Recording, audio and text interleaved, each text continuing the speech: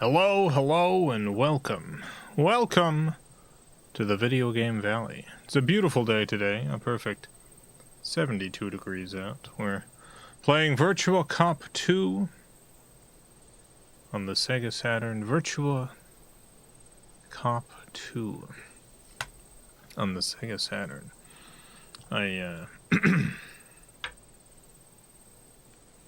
had to make a large purchase today. Had to make a large purchase. I had to make a very big purchase. What, let me see.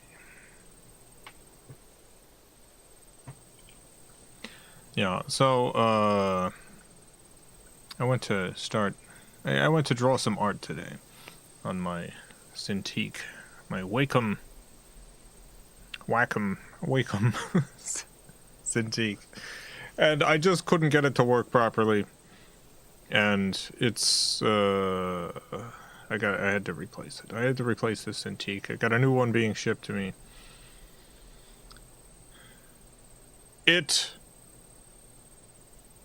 For anyone who doesn't know, a Cintiq it's like it's a tablet that you draw on. It's a screen that you draw on.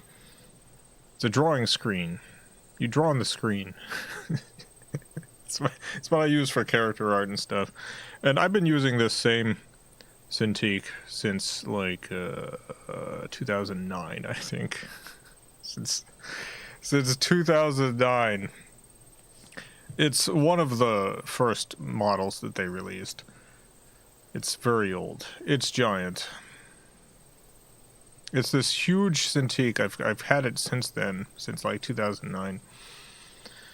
In order to hook it up to my modern computer, it had to go through 3 different adapters because the DisplayPort, it was like DVI, I think. I think it was DVI is the video output format. So it's this huge, like, 1080p Cintiq running through 3 different adapter cables. The current Wacom software wildly not compatible with this. I had to I had to find a very specific version to get it to work on my modern computer, and it's only worked kind of partially.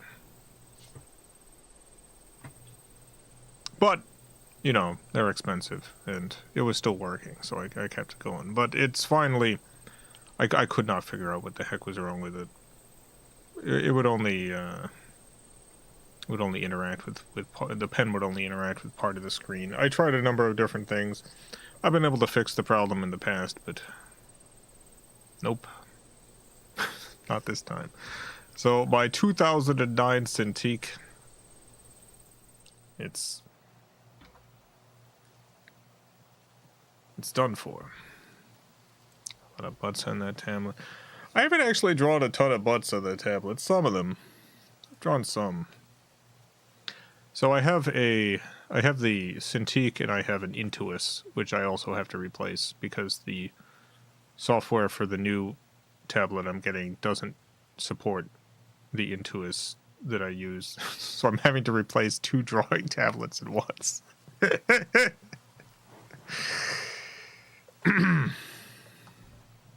It'll be fine. Hey, don't go back. I want to see the ship.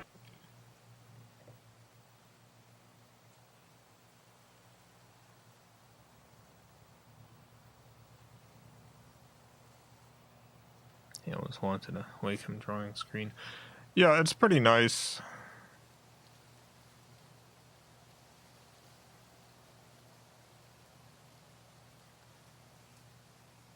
I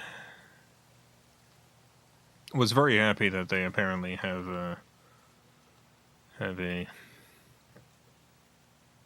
Oh, Jake, thank you for the $3.17. Go buy yourself something nice. Thank you. Appreciate it. I will. A Cintiq. the lower cost version is now in 2026 way more than I need, so I got the lowest cost one. Back when I got the Cintiq, it was like thousands of dollars. It was like this high-end device, and they still sell one that's like $3,500, but I don't need that. I don't need 4K. I don't need a 4K Cintiq. I was doing all right on my 1080p one. The new one's QHD, so it's like 3K, which is fine. I don't need that extra. I don't need that extra K. Oh no, 2K. Is QHD 2K? Is 1080? No, 1080p is 2K. Yeah.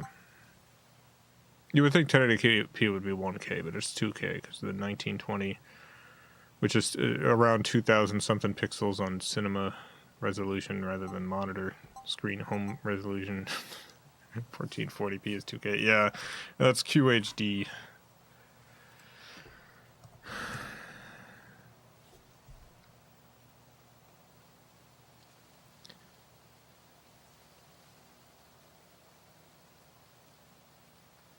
Yeah, QHD.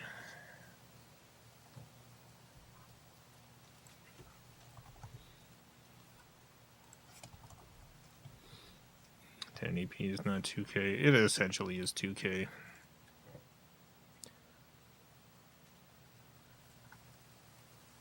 The difference between 1080p and 2K is like 80 pixels or something. It's like 80 pixels.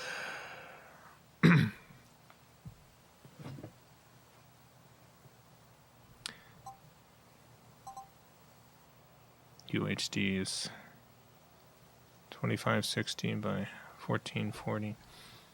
2560 by 1440.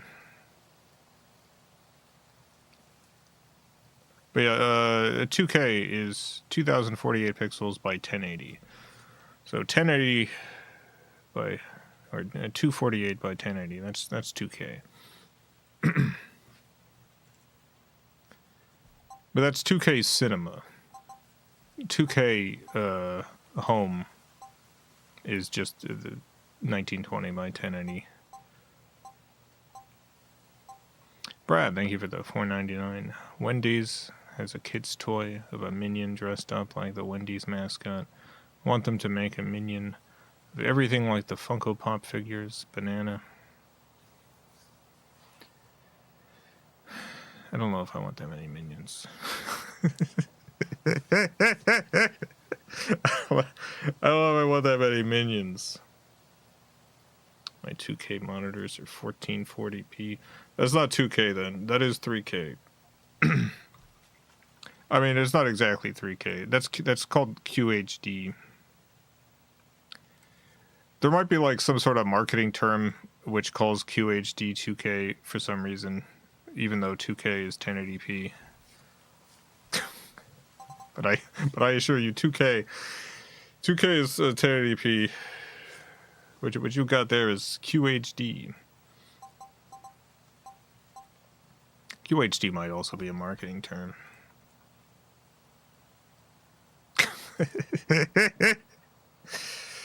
Like 2K makes sense for 1080p because it's 2K. It's 2000 pixels. 4K is called 4K because it's 4000 pixels. I mean, it's 3840, but its cinema version is 4000. And then 1080p is 1920 or 2000.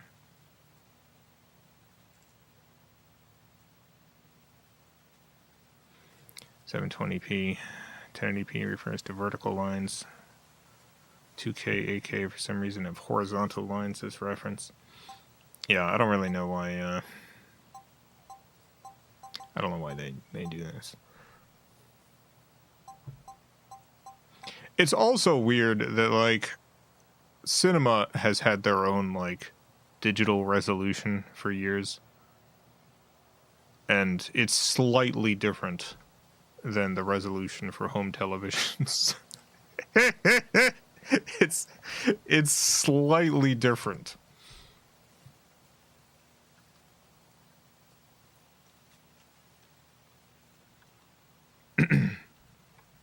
Yeah, here we go. 2K resolution. Having a horizontal resolution of approximately 2,000 pixels. Digital Cinema Initiatives is the dominant standard output. 2048 by 1080. Sure. 2048 by 1080. For television and consumer media, the dominant resolution, the same class as 1920 by 1080. In the cinema industry, this is generally referred to as HD and distinguished from the various 2K cinema formats. So yeah, there's a whole bunch of like cinema resolutions that are 1080p, but with some various amounts of extra pixels. Almost 1080p. Nearly 1080p. If you've ever watched a film, if you've ever watched a movie, and you notice that there's like a very, very, very, very thin black line on the bottom and top or whatever, or on the left and right. Extremely small. And you've wondered why that is. It's because it was shot in the cinema format, and when they converted it for digital, for consumer release, they decided not to overscan any of it.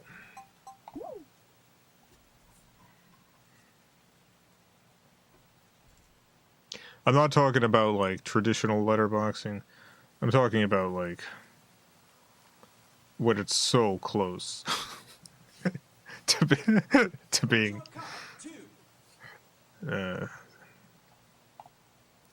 the full resolution, but just isn't. Notice that when watching Spider Noir, it's almost 16 by 9, but off by a tiny bit. Yeah, that's the reason. That's entirely the reason.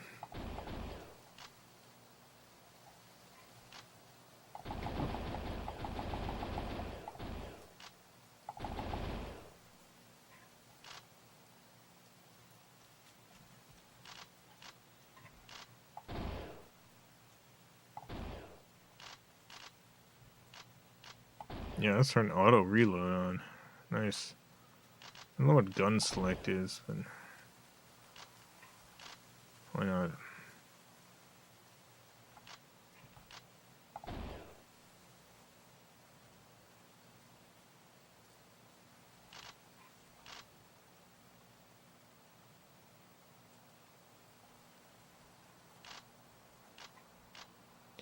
Okay.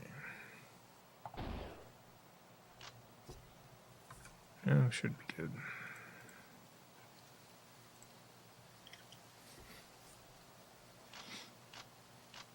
Anyway, yeah, the Wacom I'm getting is a QHD, so it's the 1440.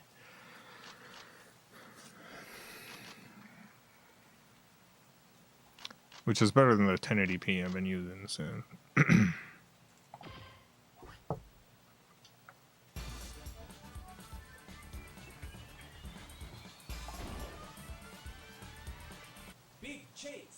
Big chase, baby.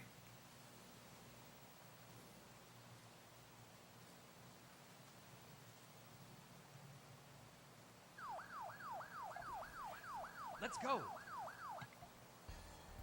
I'll pause the game real quick because I just realized I'm using a mouse. I gotta get my wrist brace. One second.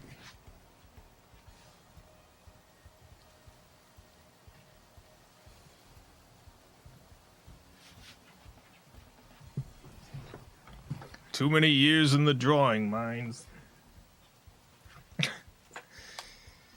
Sega Saturn has a mouse. Yeah. And tons of systems have mouses. I forget what the first system that had a mouse was. I got the mouse for the Sega Genesis, for the Super Nintendo, for the Sega Dreamcast, the Sega Saturn, PlayStation 1. I got one other mouse for one other system. I forget which one it is. Oh.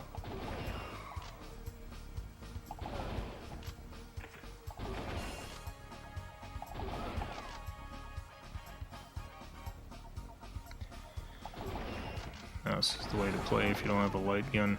Yeah, or if you're streaming and you don't want your audience to be bothered by all the light flashing. I think I have like 7 Saturn light guns.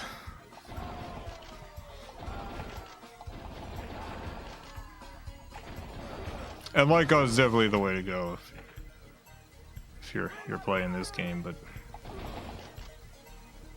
not when you're streaming.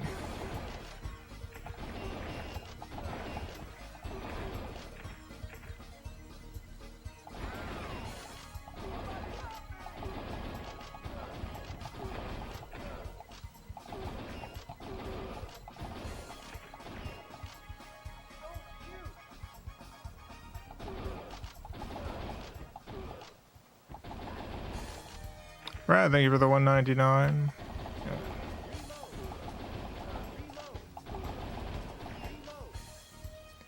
Will Kelly ever emerge as the beautiful butterfly? Yes. I believe yes. Unless all those toxins. That's all those toxins the government puts into the grass and what have you.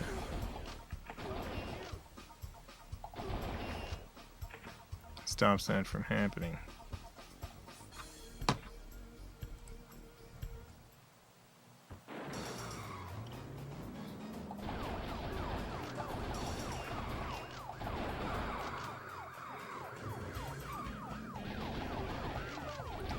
I really like the first Virtual Cop, but this game rules so hard. This is one of my... I love light gun games. I have a ton of light gun games. This might be the top 3 for me.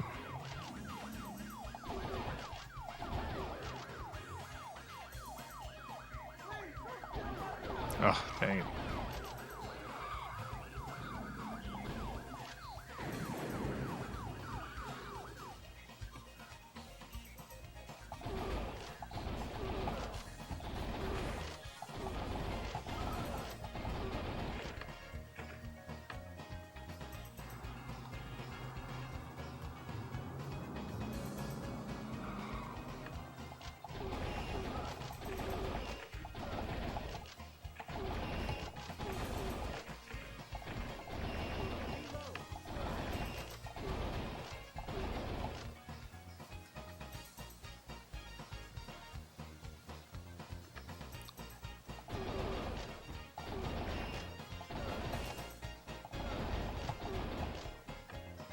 Trying to create my own CRT at home, but I have no idea what I'm doing.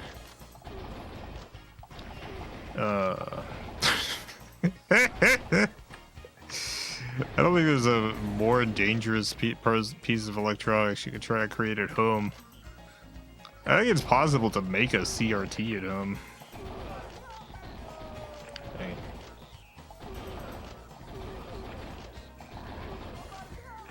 Most companies can make it.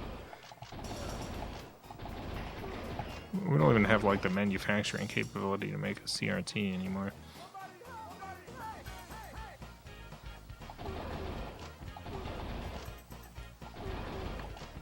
There's like, I think there's like one company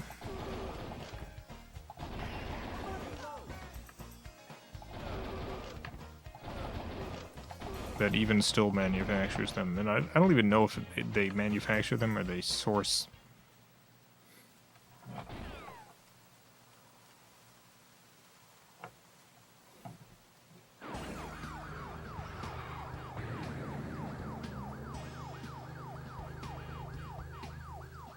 From like old CRTs. Source like the tubes.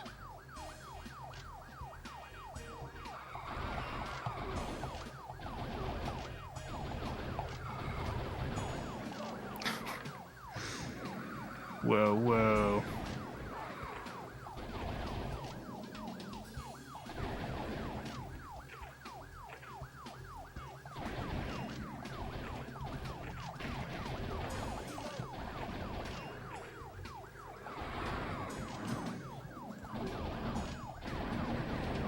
Dang.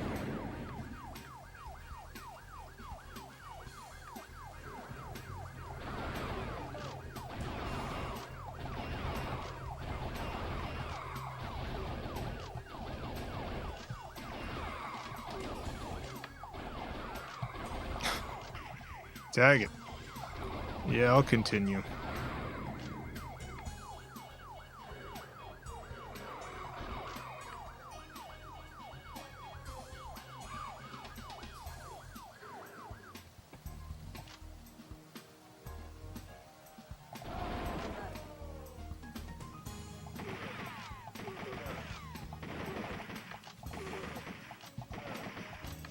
Kaylin, thank you for the $2. Might outlaw burner phones stock up now. Yeah, they're outlawing everything.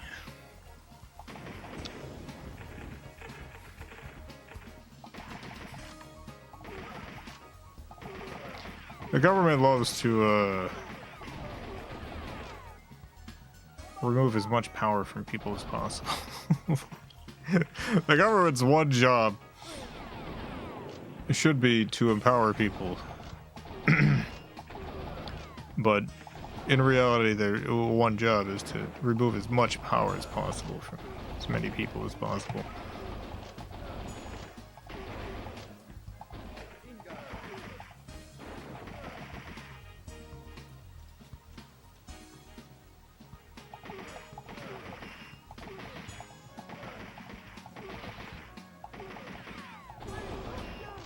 Okay.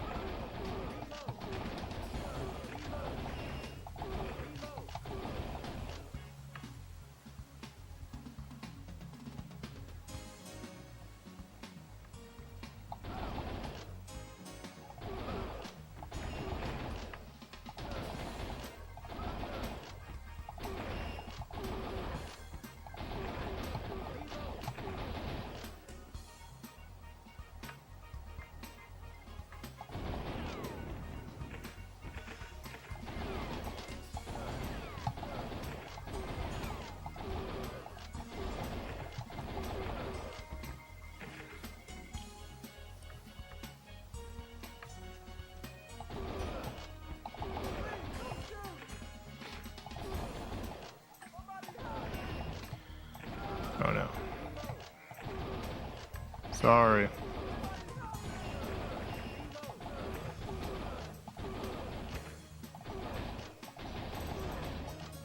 Sorry.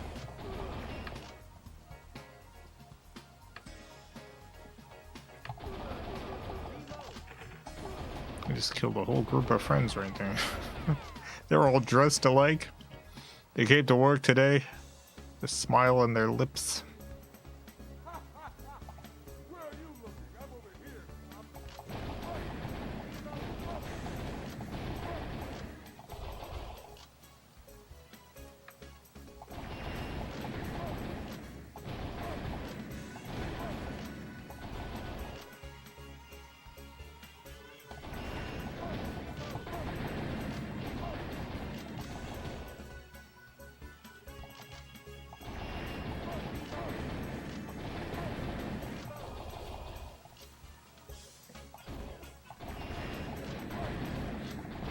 Hold your fire while the boss model looks. It's only polite. It's only polite. Hey. It made me laugh so much the first time I saw that. Kid me could not believe how funny it was. The guy went and picked up a big van.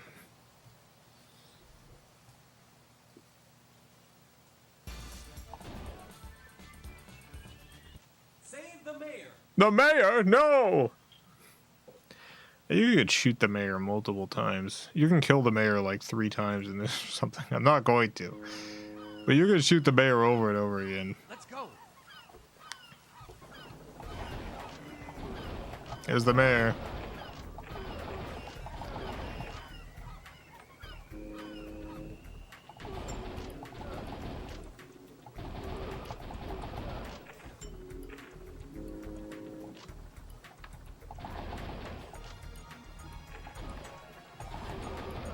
USB connect disconnect noise keeps happening. That might be on your end. I cannot imagine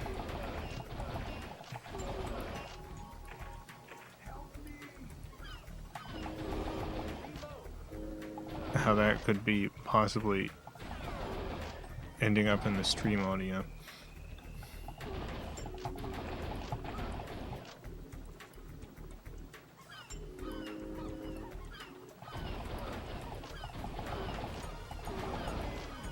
It's definitely me.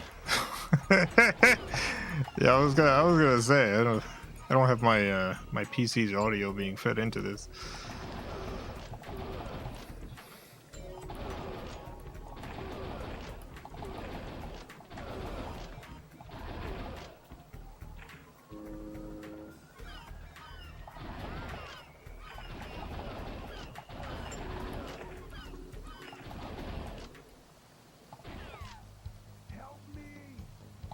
All pretended to hear it.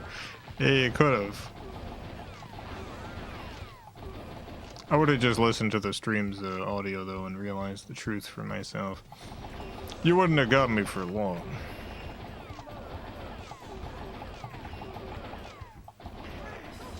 Okay.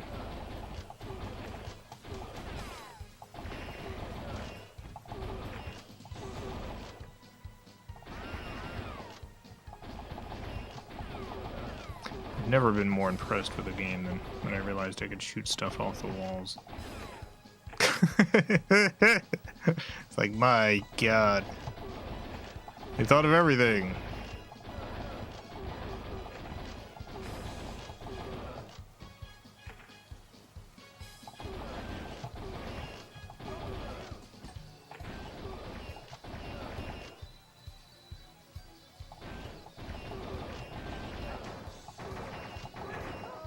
Oh, no. I'm sorry.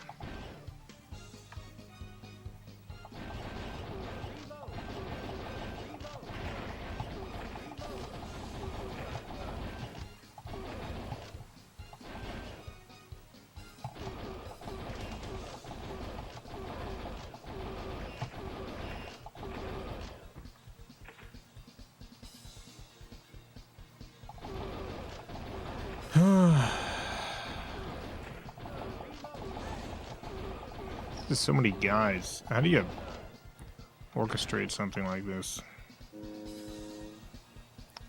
The amount of guys.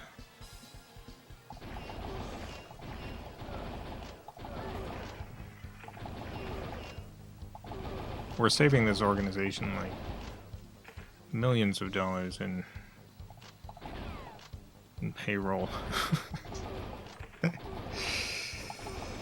This is so many dudes.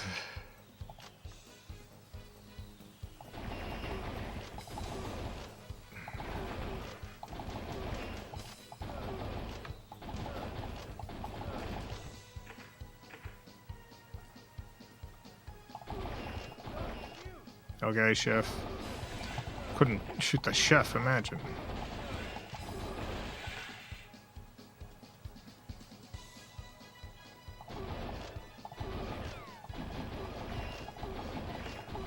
If I shoot the chef, I won't get my potatoes. I ordered potatoes. They asked me what I wanted, and I said, give this note to the chef, and the note just said potatoes on it. There's the mayor again.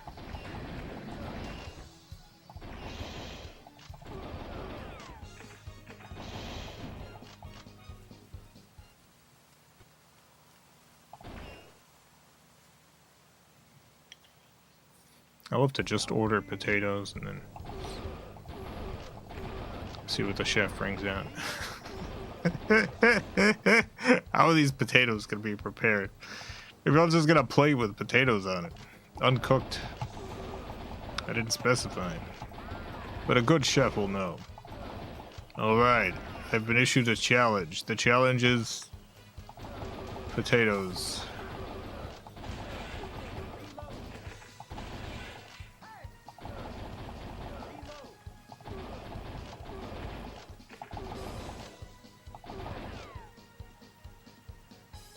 If they brought out French fries. I would be disappointed with just French fries.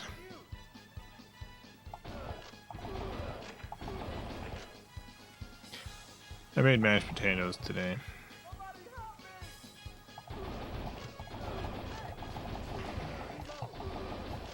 They were pretty good.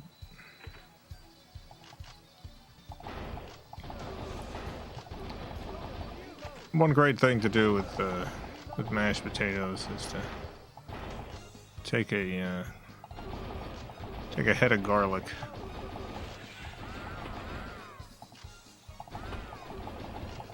Cut the top off of it. Just, oh no. Slice the top off. Put a little olive oil on it, wrap it in foil, put it in the oven for an hour at like 400 degrees.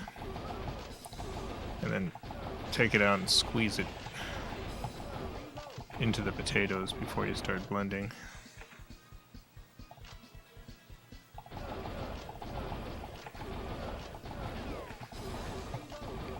That's the way.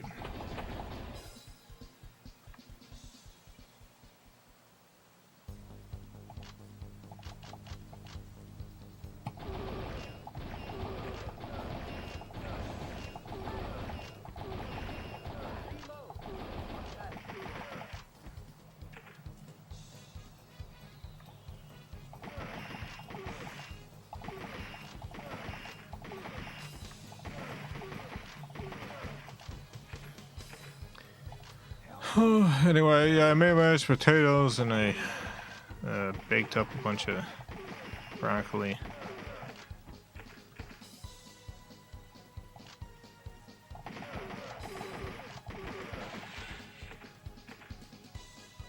And then the reason I was making these particular foods is because I ordered online. There's a company that is selling vegan filet mignon. It's supposed to be filet mignon, but it's made out of like wheat gluten or something. And I thought it was really funny that they're like, no, this is not vegan steak. This is not vegan beef. This is vegan filet mignon. This is filet mignon, baby. Like, how is this gonna...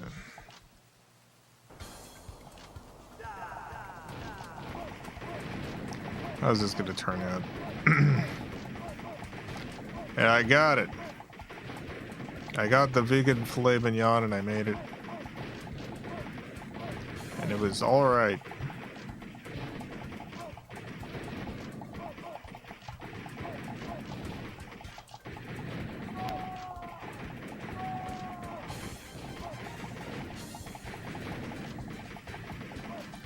It was fine.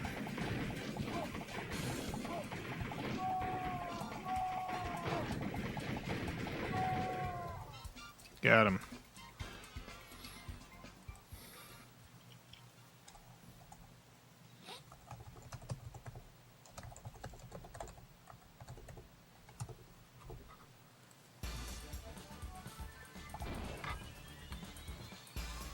Rail line shootout.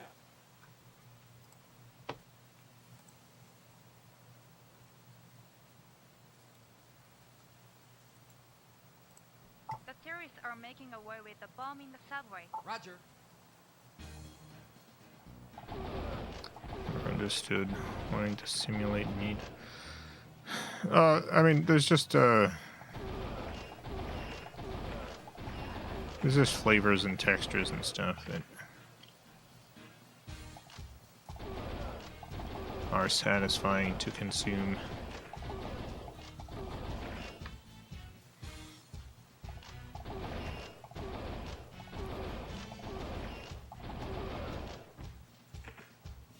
Whole point of vegan vegetarianism is that it's to avoid eating meat. Yeah, and you do that with simulated meat. You avoid eating you avoid eating meat.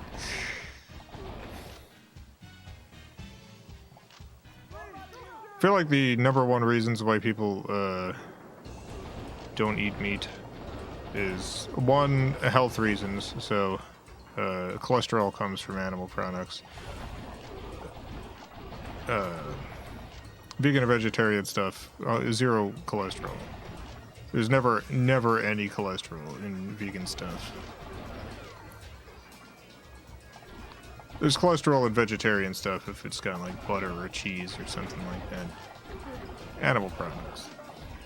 But vegan stuff is cholesterol free, so that's a big... If people are trying to lower their cholesterol...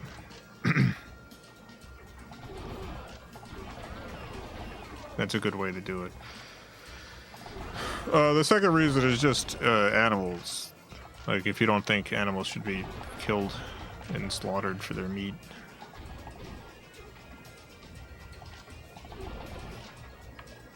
Then the simulated stuff accomplishes that goal.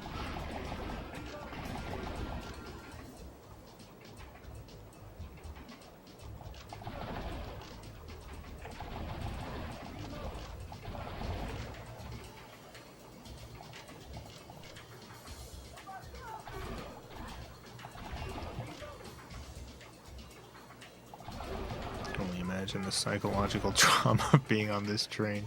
It's not the train you want to be on. There's a lot of trains in media you don't want to be on. You don't want to be on the Snowpiercer train. You don't want to be on a train in the Spider-Man world. Or Batman, I guess. You don't really want to be on a train in media.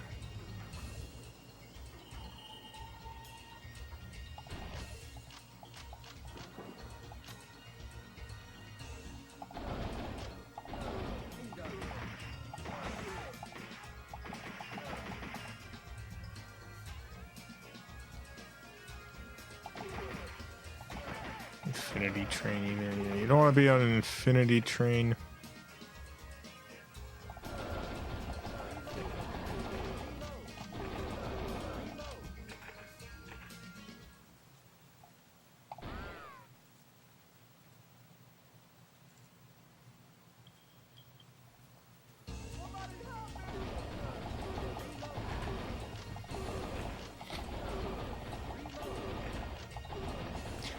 How much does, like, a filet mignon cost to buy? Because I kind of have the feeling the vegan stuff is actually more expensive. It was kind of pricey.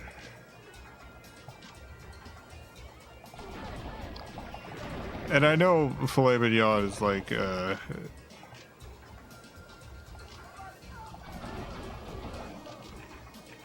has a reputation of being expensive. But I haven't purchased meat since like 2003, so I don't actually know what the price is. Had filet mignon at a restaurant once, thought it was mega overrated. Yeah, it's...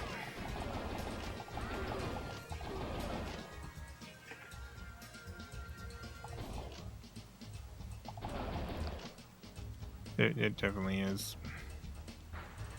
$25 to $45 per pound.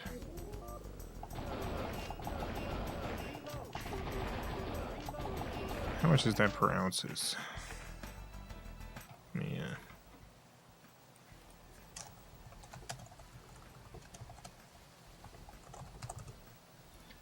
Let's see.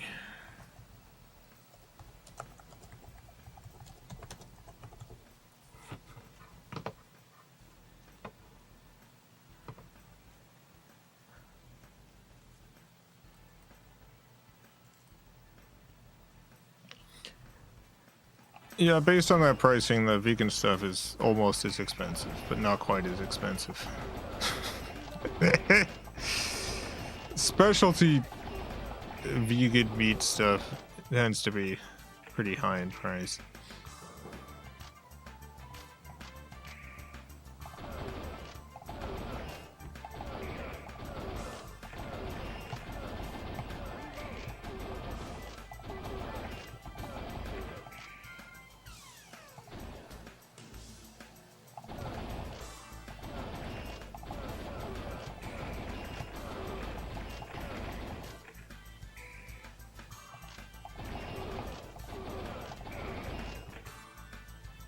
Got him.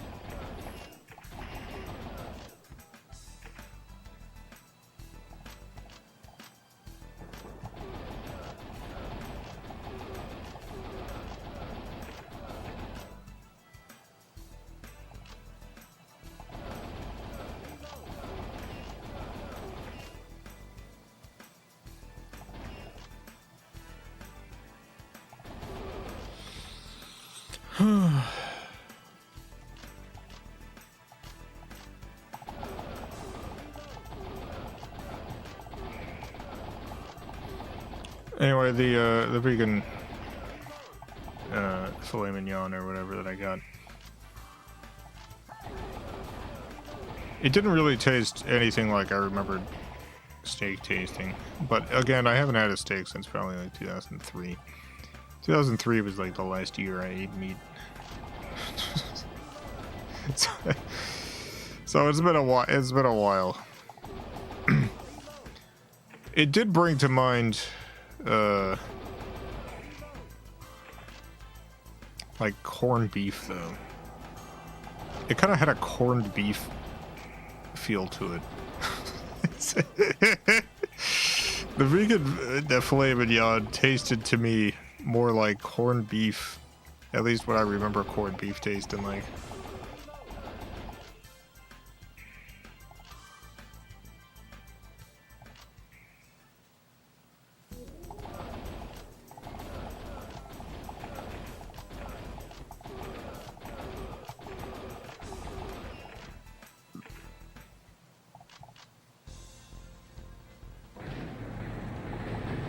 Wow.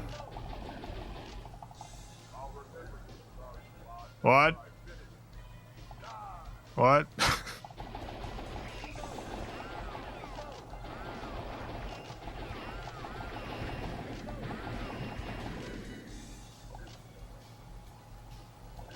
Finally vegan corned beef at long last. At long last.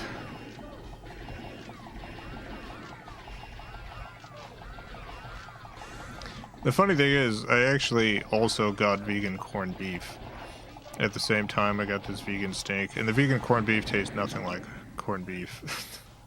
It's just flavored seitan. Trying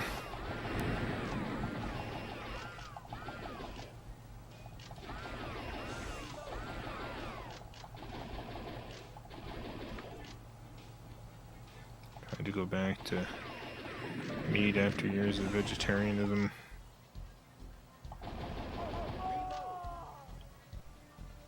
It's hospitalized with the worst stomach and intestinal pain of my life because my gut biome could no longer handle it. Oh man. Stop the airship bomb. Okay.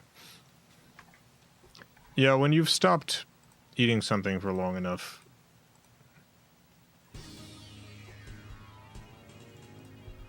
like there's a whole bunch of stuff that you just can't process it anymore. Your stomach just, oh my god, no, the humanity.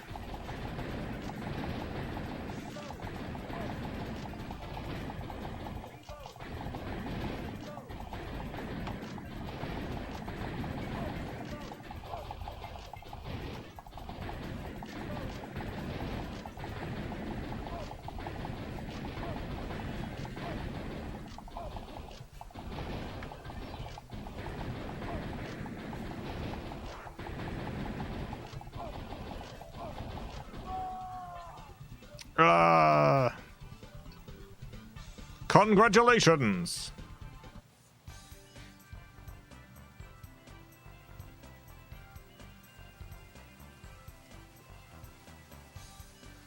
Before I went vegan, I stopped drinking milk for a while and trying it again. It made me feel ill. Yeah, milk's another one of those things. I was a big milk drinker. Like, all the way until probably like my mid-20s. I liked having a nice glass of milk. And then, you know, when I started seeing Scuffy, I started getting like soy milk and stuff. And it's funny because, you know, when you have a particular type of thing that you drink and you switch to something else, like initially it's always going to taste slightly wrong because it's just not the thing that you're used to. And so I started drinking like I started getting like soy milk, Champion of justice. and then later almond milk and cashew milk and all that other sort of stuff. But there was a point in which like I went home to visit my mom, and she had 2% milk in the fridge, and I was like, I gotta try milk again. And it didn't make me sick, but it was weirdly gross. Like, it had been so long since I just drank dairy. And it's like, after you just haven't had it in a while, it's like, this is not how I remember this tasting.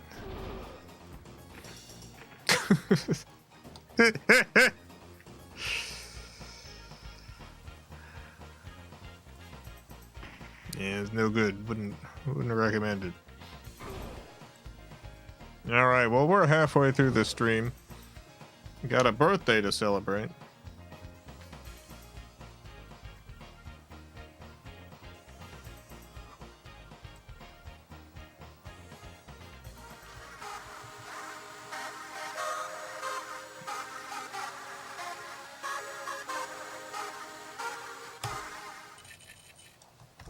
It's James! Happy birthday, James!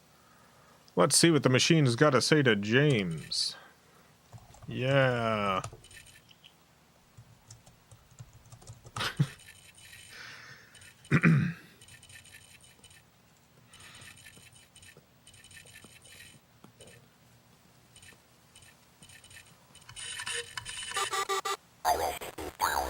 It has been calculated. Let's fill out your birth fate card.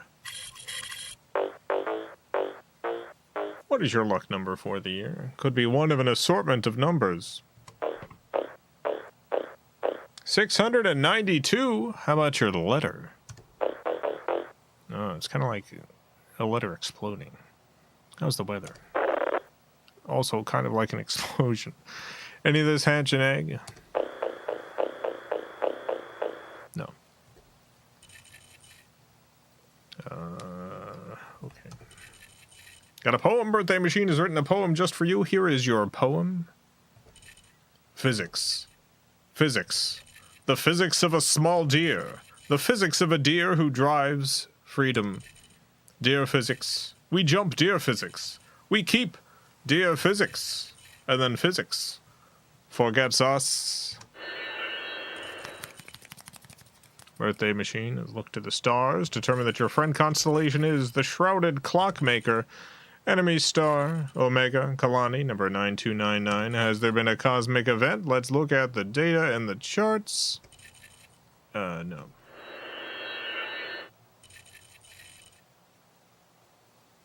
Gather round, everyone. It's time to sing. To whom? James, of course. Join me if you can. Let us find for wish, James. Do you know, baby James? That seagull betrayed us. The ship we called James. Birthday friend James. Angels take blood from James. The big goose's long neck. I love birth so much. Wonderful. Finally, we have a one-of-a-kind work of art created by the machine just for you, James. Here it is, your one-of-a-kind work of art.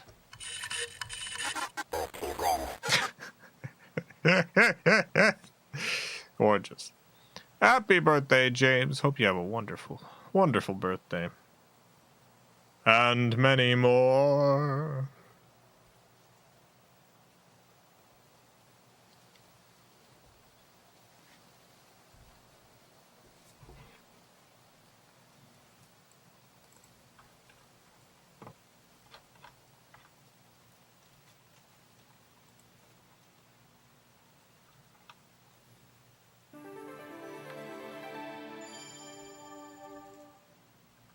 I'm gonna see if it's gonna play the little video. I think it's gonna play the demo mode. But then maybe it'll play the maybe it'll play the video next. Virtua Cop 2. Virtua Cop 2.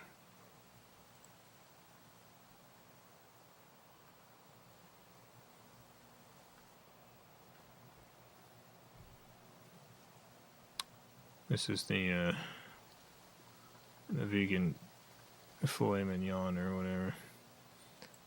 This is just junk. It's this stuff. They make a vegan egg. It's a fake egg. Oh wait, I'm going to the video. I didn't get the eggs. That seems silly.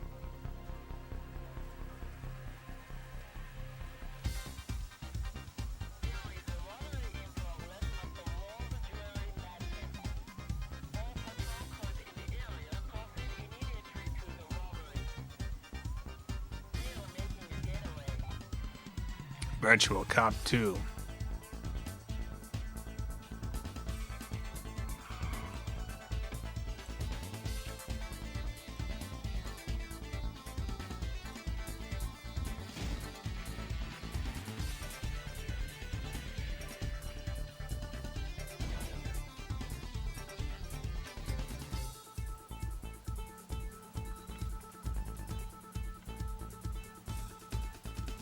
Whoa.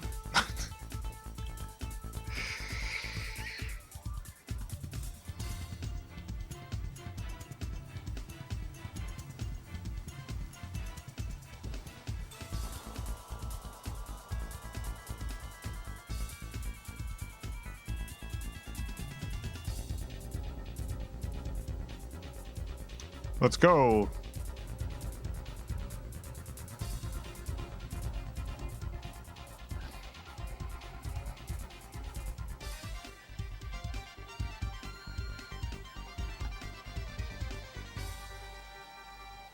Thank you, Sega. Thank you for your work.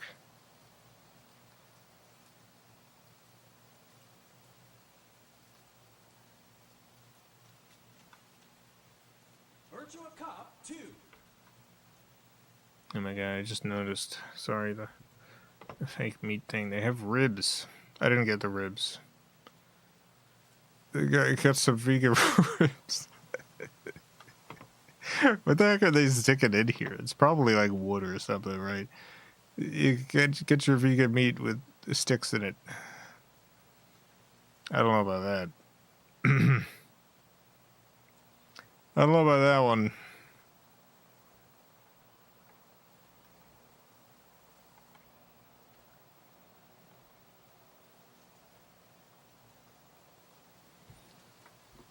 Yeah.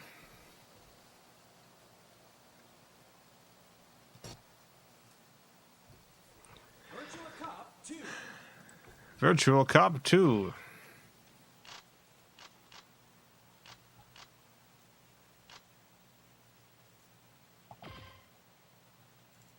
Going again. Big Chase. It's the big chase. Gotta take all the right paths this time instead of the left paths. Let's go.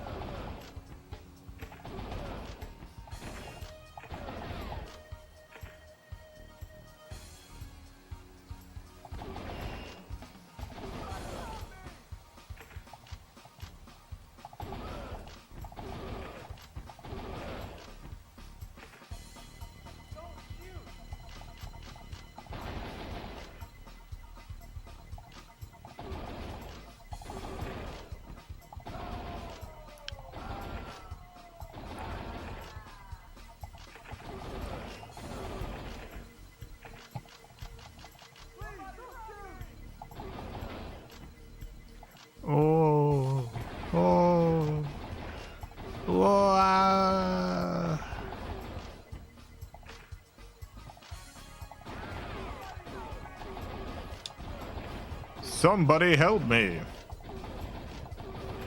Don't worry, I'm shooting the place up. Don't shoot. What the heck?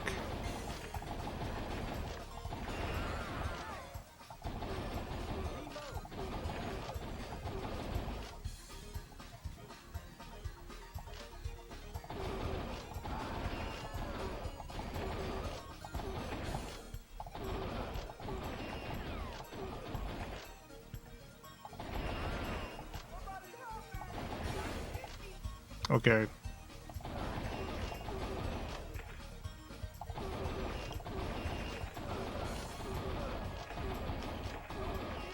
Oh, sorry. Sorry, oops. Oopsie,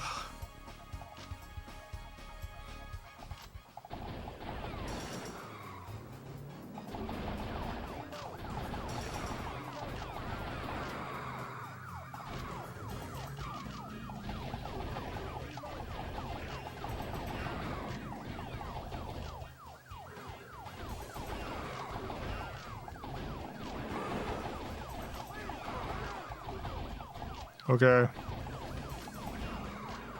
Toyland.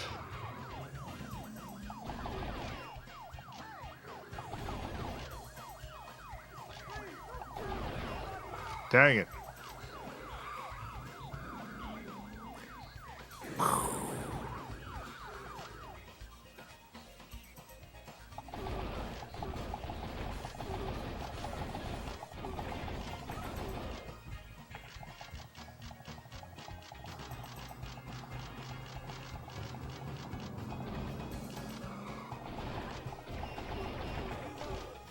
Reload.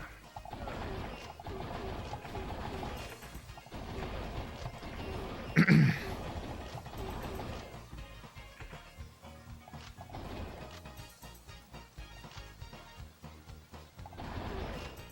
you imagine living in this city?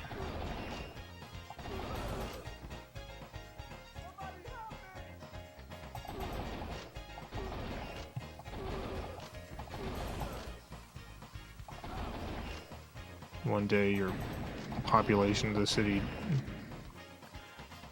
cuts in half.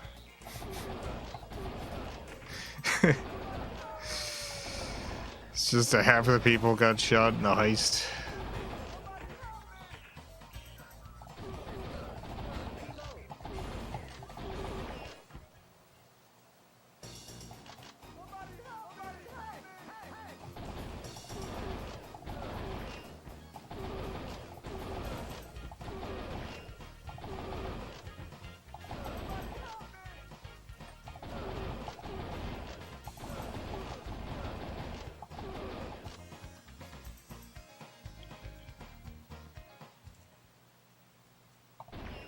Let's go to Seaside Drive.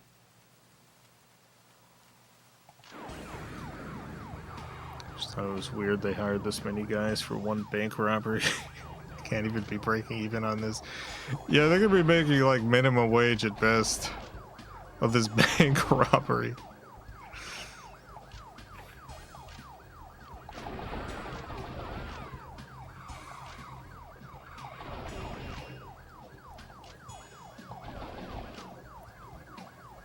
I think the maximum number of guys you should have for a bank robbery is like 8. And that's only if it's like, I don't know, a major bank with a multi-phase operation. And even then, it's kind of overkill.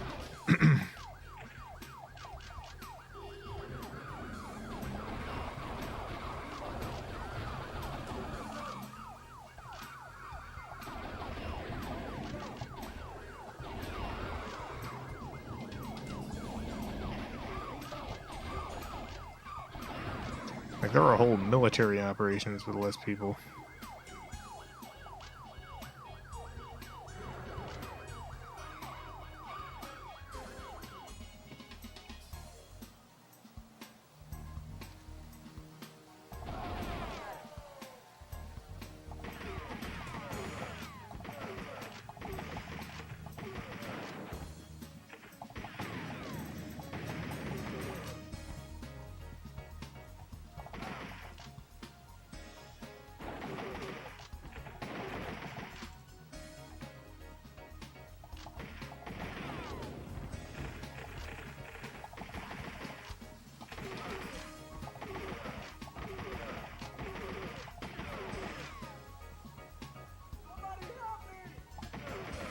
They're mostly interns. We need 10,000 interns for this for this jewelry store robbery. It's not even a bank robbery. We're robbing the local jewelry store. How many hundreds of people can you get on board?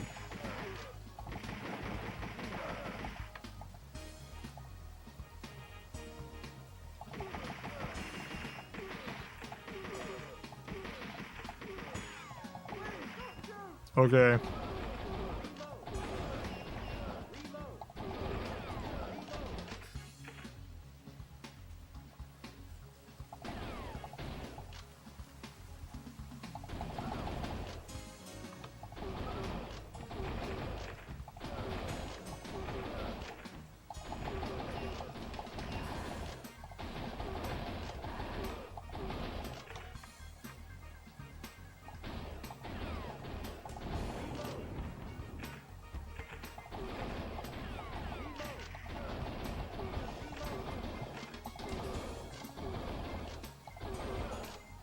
Whoa.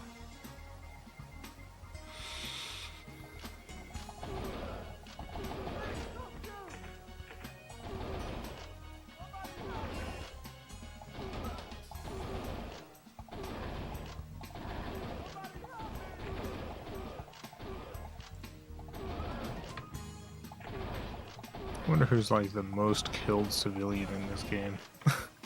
Which civilian makes it the least often?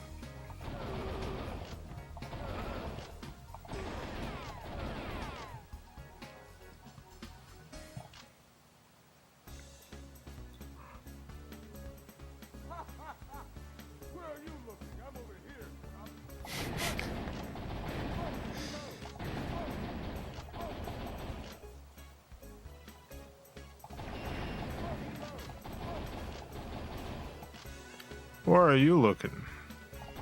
I'm over here.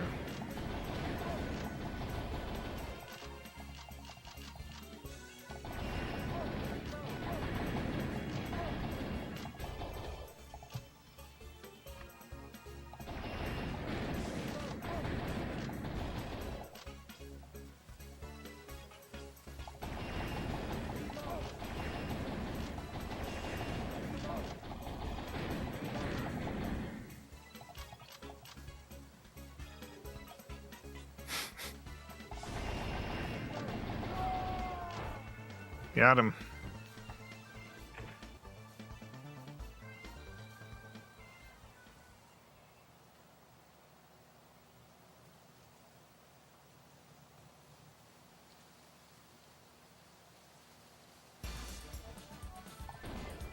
Medium. Save the mayor. You got it.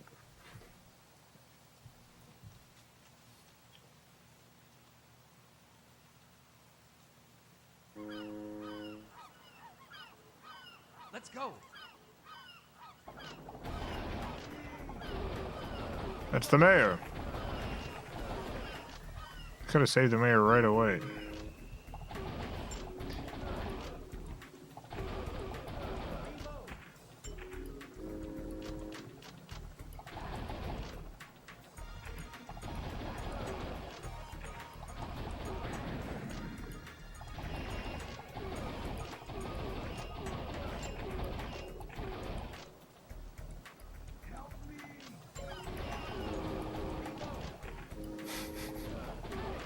Hey. I love all the stunt fall dudes. Doing the classic movie stunt falling off a building.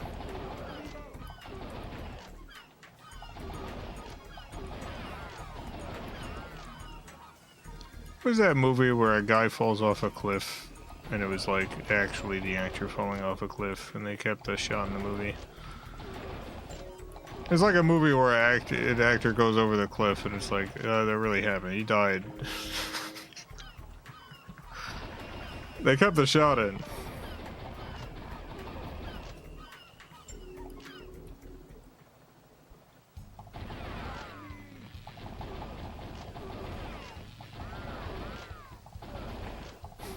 fugitive, but I don't think it was the fugitive.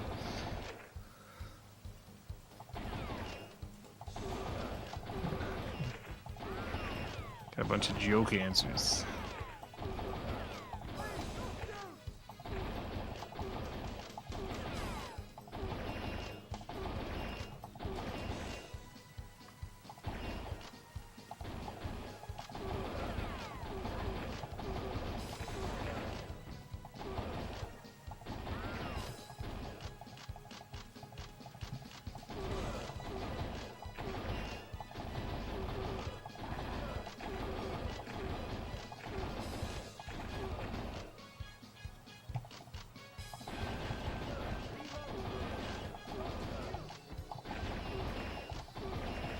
Alright, I won't shoot, whatever.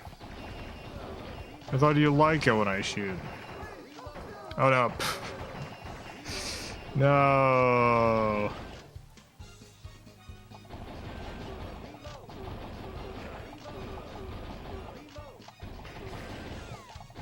Dang it, you got me.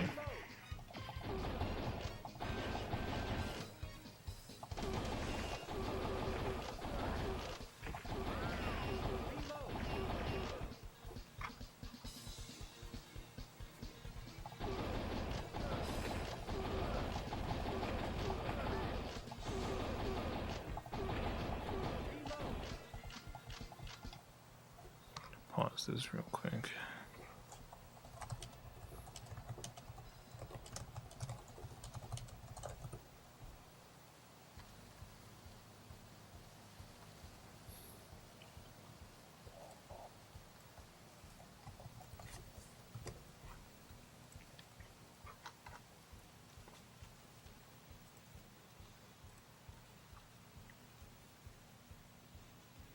The Sword and the Sorcerer.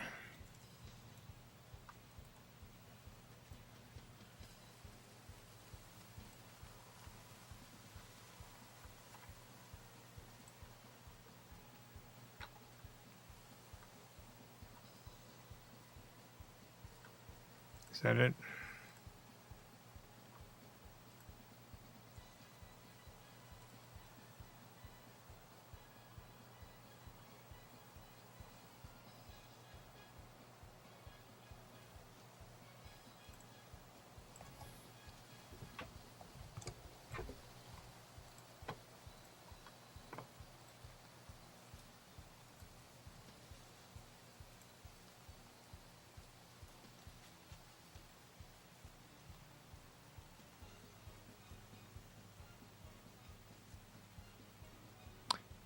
Maybe this is the one I'm thinking of.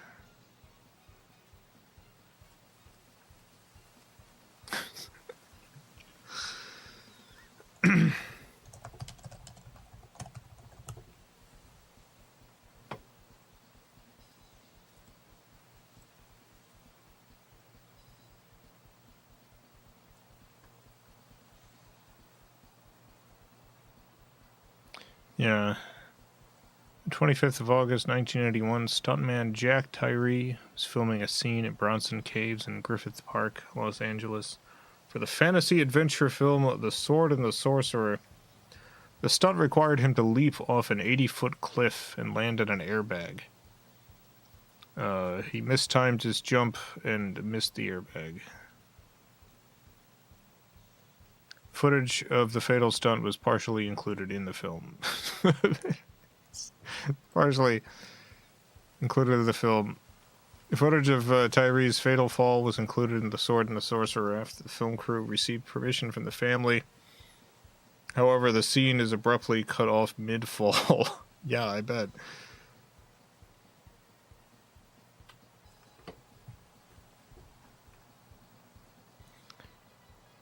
Yeah, no, I think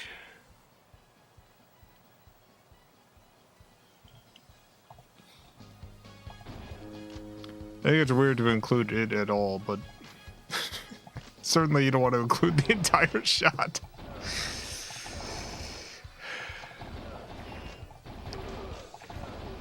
I mean, I feel like, I don't know. I feel like there's plenty of stunt people who, if that happened, would want the footage to still be used if it was usable.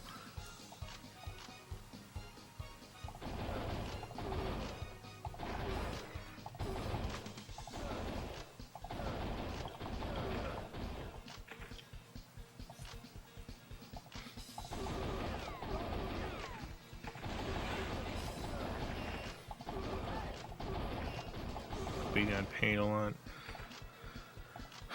I mean, definitely not enough. whatever he got paid.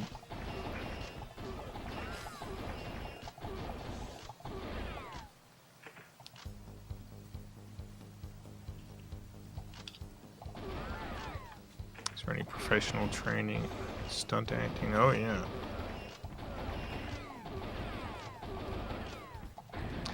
Yeah, stunt work's its own field. There are, usually it's not like a thing you go to school for so much as it's a thing you join a group for and are trained.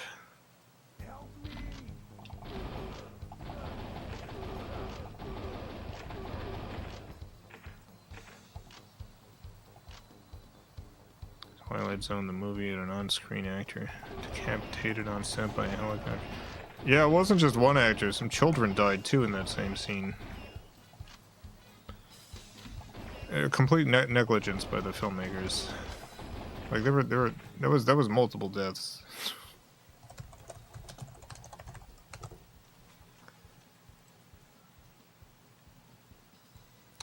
One of the many crimes of John Landis.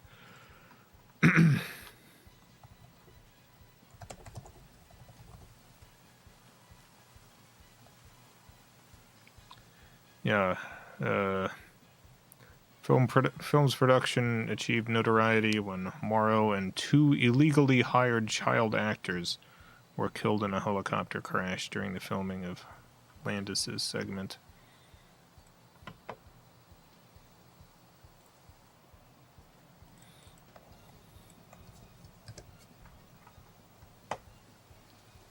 But yeah, John Landis, real son of a gun.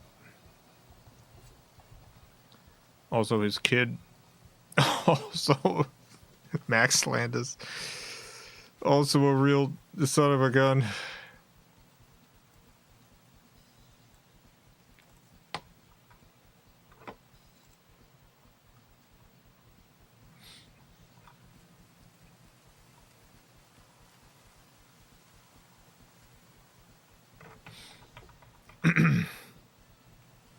Yeah, you go to John Landis's Wikipedia page, and it's like it's got stuff about the children he in my opinion was responsible for the deaths of. He was acquitted. Personal life. Landis signed a petition in support of director Roman Polanski. Wow. Interesting. Let me see how his son turned out. Max Landis. Let's scroll down. Misogyny accusations. Sexual assault allegations. Oh, of course.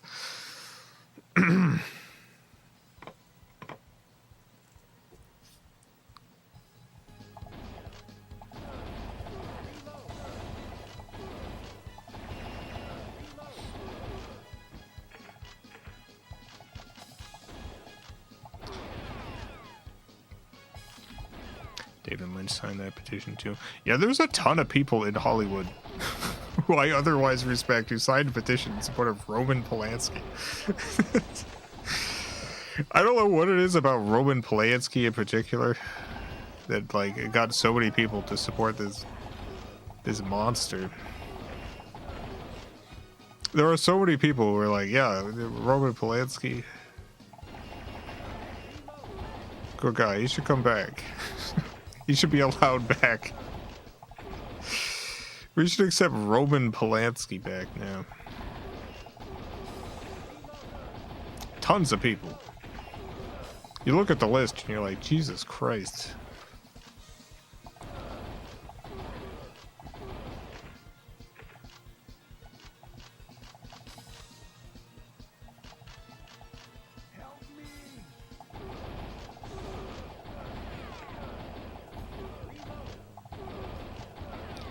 You know, people still work with Woody Allen.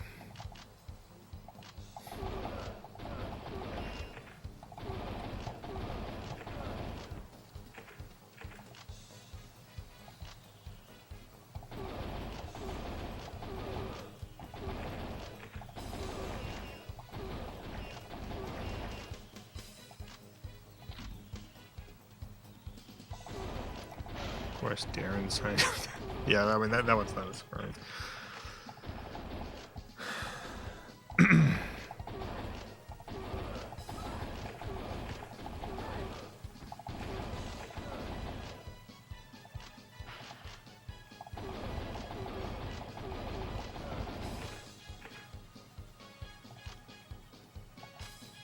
People just casually coming out of the elevator, just going about their day.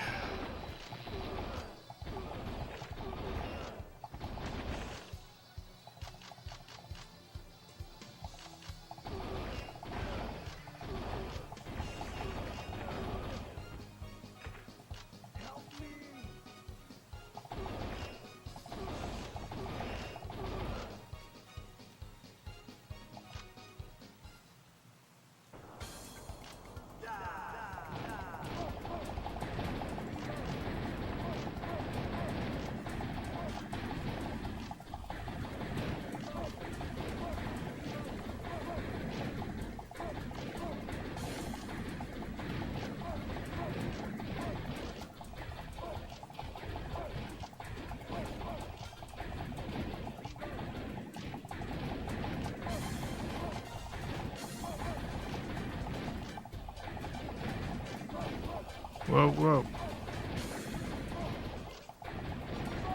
Oh.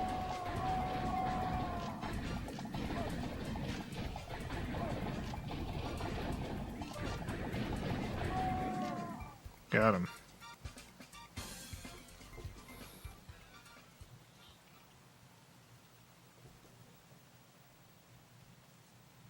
Get Woody Allen's crimes and Roman Polanski's crimes mixed up sometime.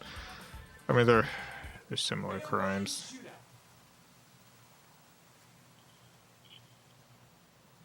Woody's are worse, but they're the same genre of crime. Roger.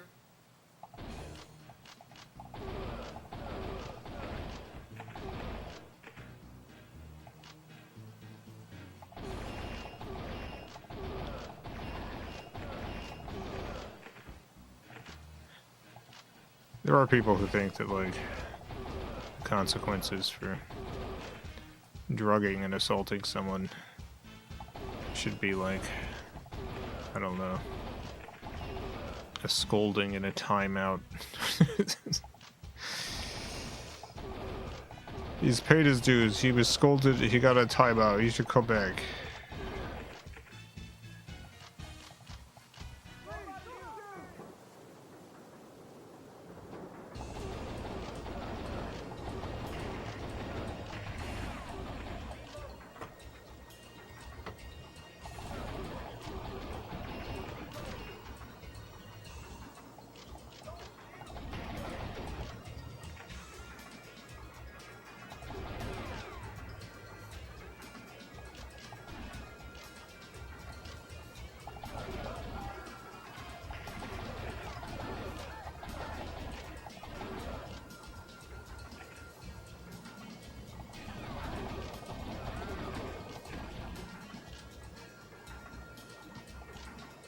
He's learned his lesson.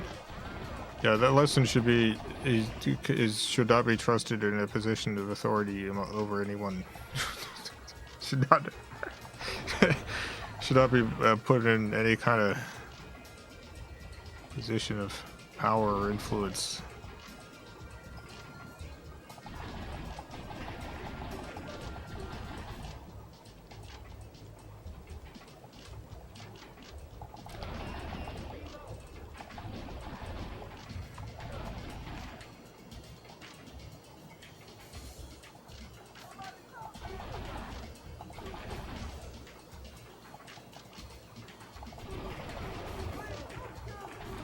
Okay.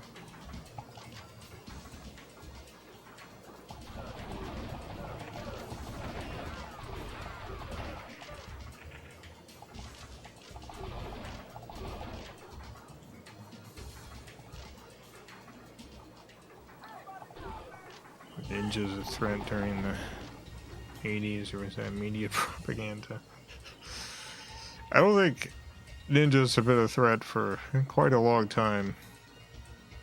I think there was a very small period of time in which it was possible to encounter a ninja attack.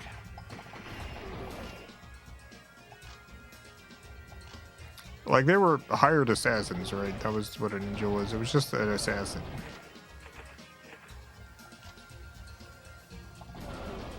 You wouldn't just kind of encounter a ninja unless someone was hired one to assassinate you. You wouldn't, like, run into one in your day-to-day.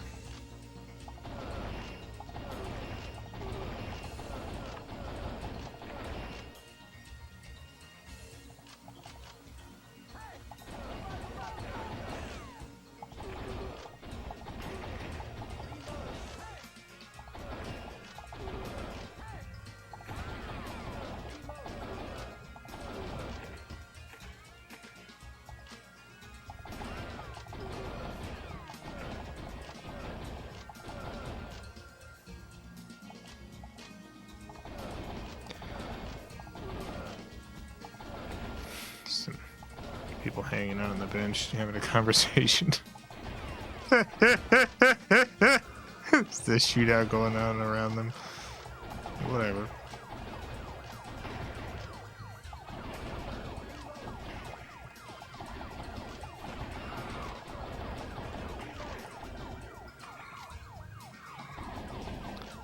I mentioned at the top of the stream today, I went to draw some art today and realized my Wacom drawing screen is just not working with my computer anymore. I got it in 2009. I've had it for quite a long time.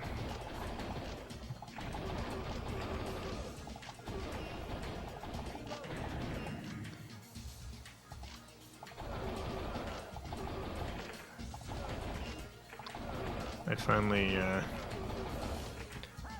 getting a new one. It's coming tomorrow. It's been a long time coming. It's something that I use in most of my work. It's an important part of my day. And this old one that I had, it's extremely loud. It's like, it's this monitor that you can, like, draw on. But for whatever reason, the technology back in the day really required a lot of cooling. So it has these huge fans in it. So whenever you have this thing on, it's like, it's so loud. It's like, I gotta keep it off most of the time. I can't use it as, like, a second monitor, because it's just...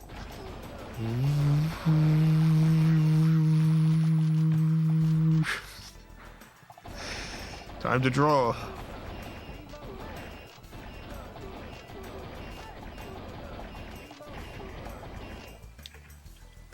The new what I'm getting is apparently fanless. We're in the future now. A drawing display does not need a big fan in it.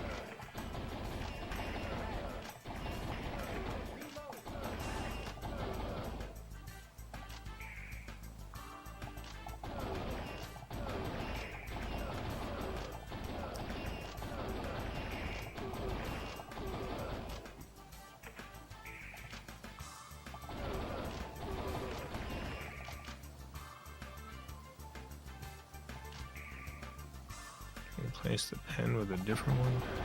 I don't know what you're asking.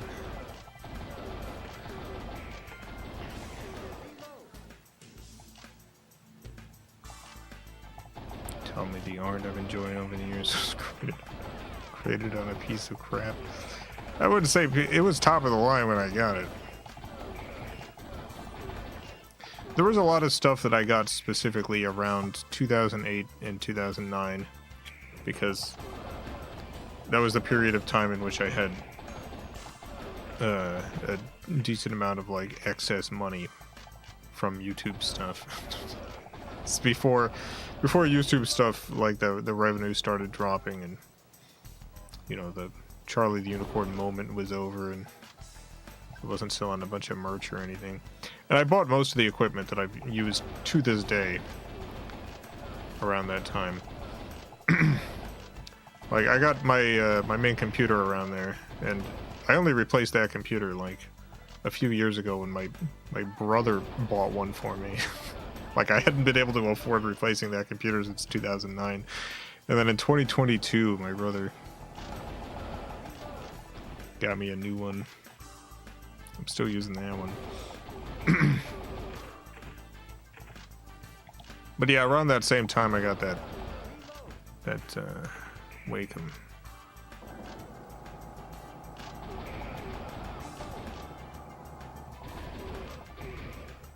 Replace the one that came with the new tablet. What?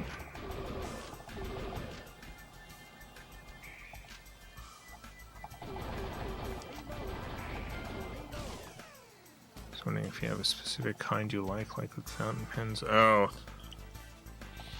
I don't think the one that I have on my current drawing thing is compatible with the new one, so I'm going to be using whatever the new one comes with. The pens aren't all compatible, like they're all kind of stuck within their generations. What?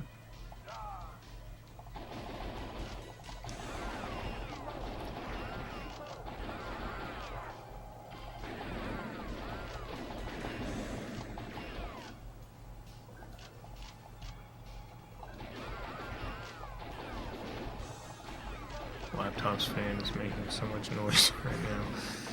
Yeah.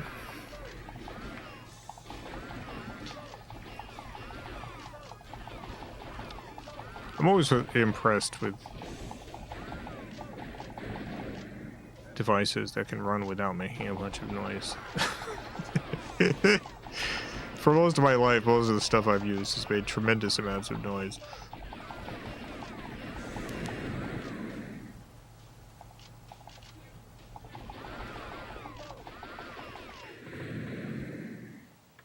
I like this guy just explodes out of his machine, and then you just gotta shoot him as he comes after you with a wrench.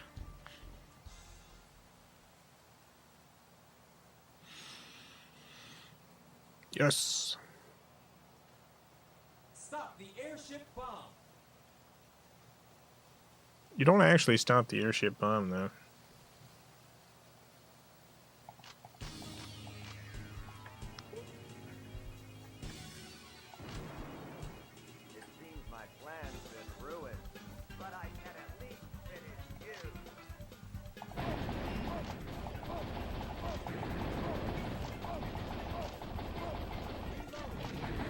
The airship just explodes right away.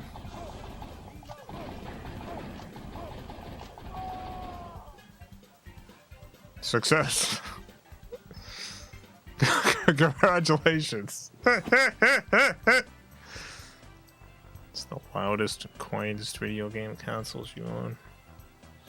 Loudest is easy, that's the Dreamcast.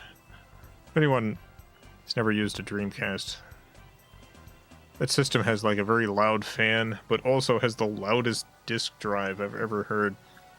I started to think that maybe it was just like my Dreamcast, but I have a few Dreamcasts now, and they're all equally as loud. They're just really loud consoles. Extremely loud consoles. Although, a close second is my, the launch PlayStation 4. That gets really loud too. Sounds like it's grinding the discs down. It's insane. Yeah, I've never in my life experienced a disk drive so loud. And I have so many consoles with disk drives. And they're all like... Champion of Virtua City. Whoa, I'm the champion, what?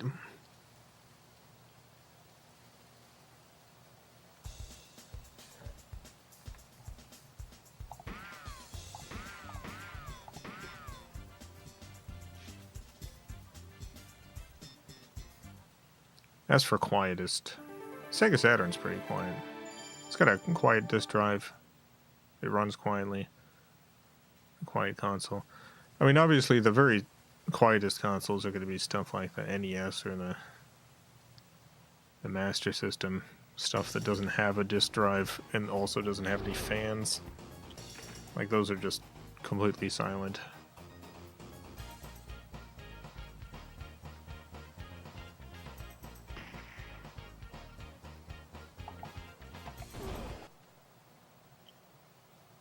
Virtua Cop 2.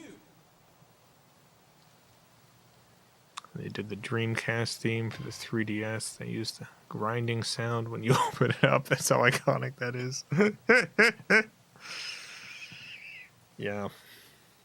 It's so loud.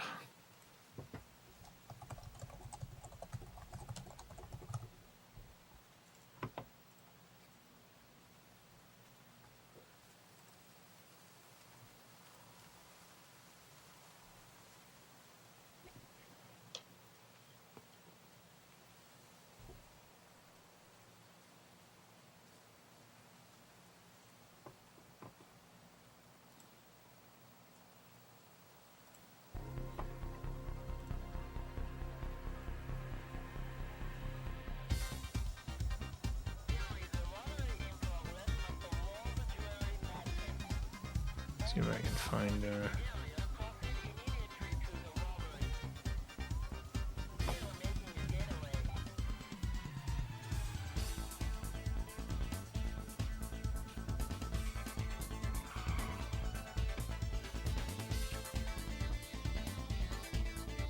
I can't find any videos that really demonstrate how loud this is.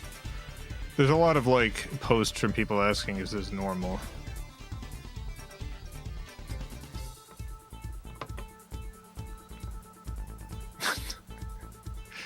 Asking if the Dreamcast is supposed to be this loud. The answer was always yes.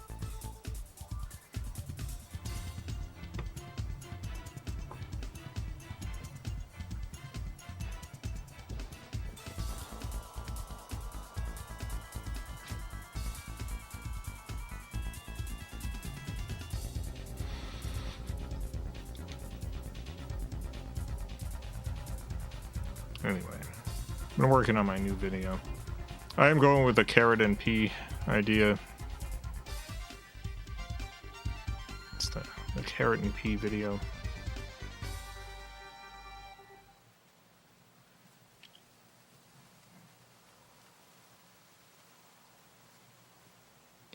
I'm a little behind because of this Virtua Cop 2. drawing tablet problem stuff, but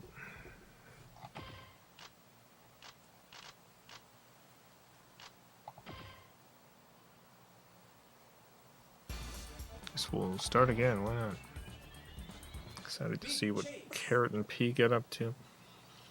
I actually wrote 2 scripts for Carrot and Pea, and I've decided to go with the one that I think is going to be much less popular.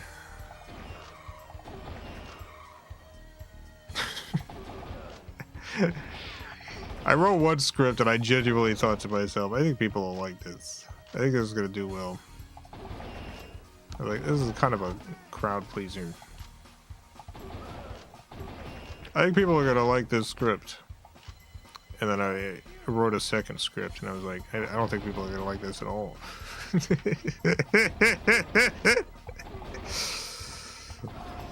Let's go with this one.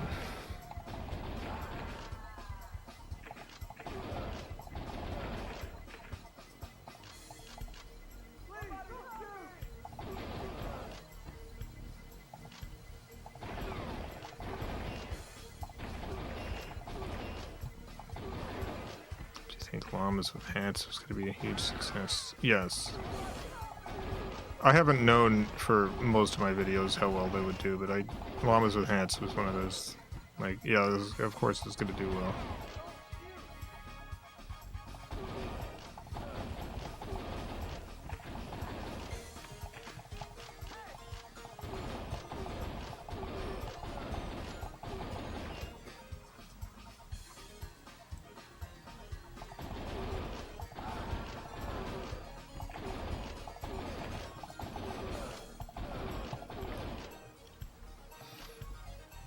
I have no idea if this is going to happen, but the Carrot and P thing that I've written, I kind of have it in mind to like have more episodes of this. We'll see how people react to the first Carrot and P.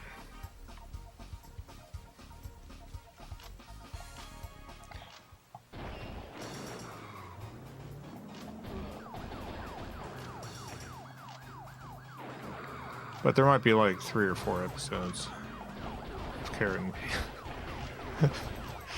Carrot and P. Sounds exciting. I don't know that that's the way to describe it.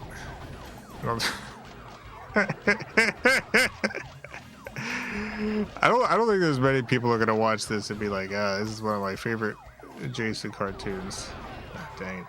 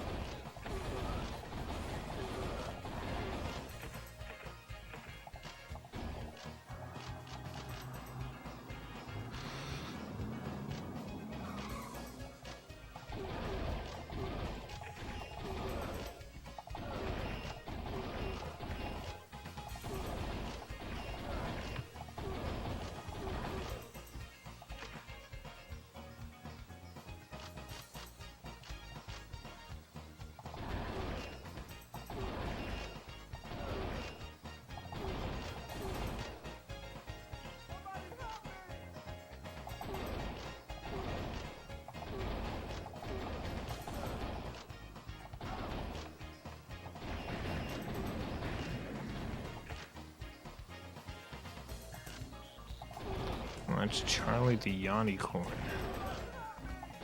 Considered a perfect condensation of absurdist humor. Yeah, that was pretty wacky.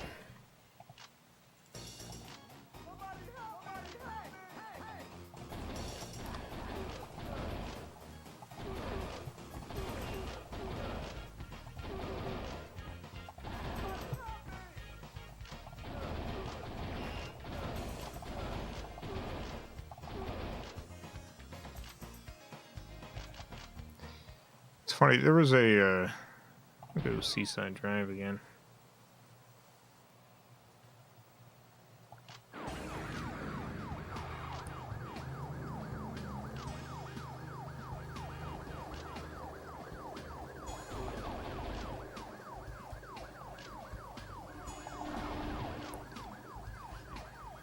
There was a cartoon series. I forget what the heck it was called.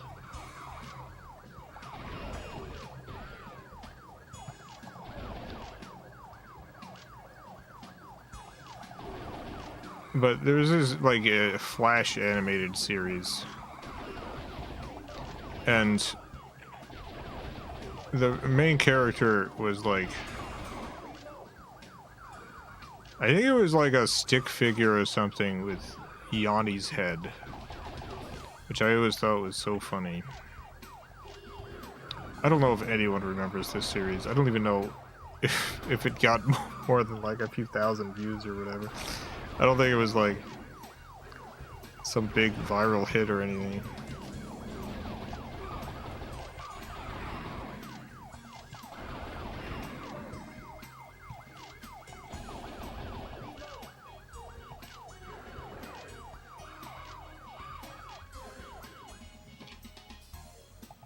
Anyway, I thought it would be funny to do my own Yanni head cartoon at some point, and then I realized I could put it on Charlie the Unicorn.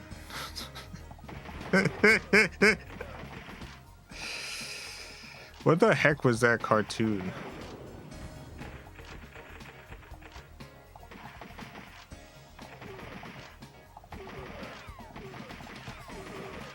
It's possible it's lost media, but it's also possible it's still on Newgrounds or whatever. It's also possible it wasn't actually Yanni's head. And I just thought it was Yanni's head, because my mom was a big Yanni fan. Because it would have been like extremely pixelated, like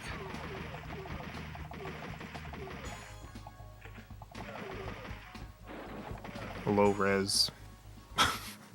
Just cut out. JPEG cut out.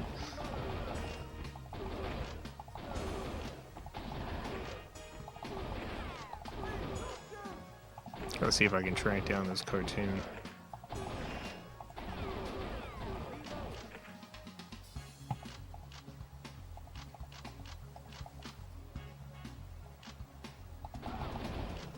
Didn't have long, beautiful hair. Yeah.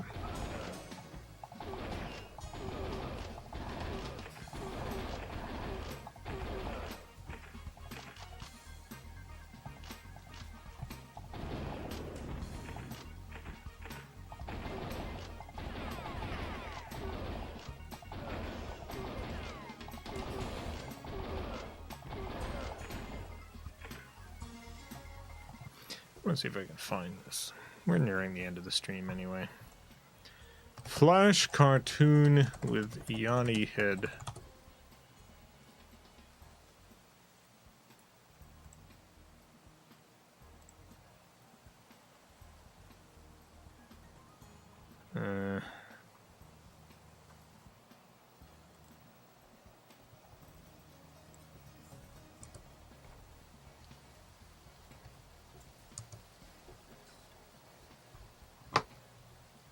First thing that comes up is definitely not it.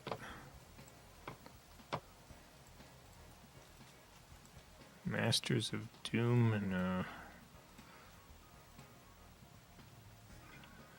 Flash cartoon.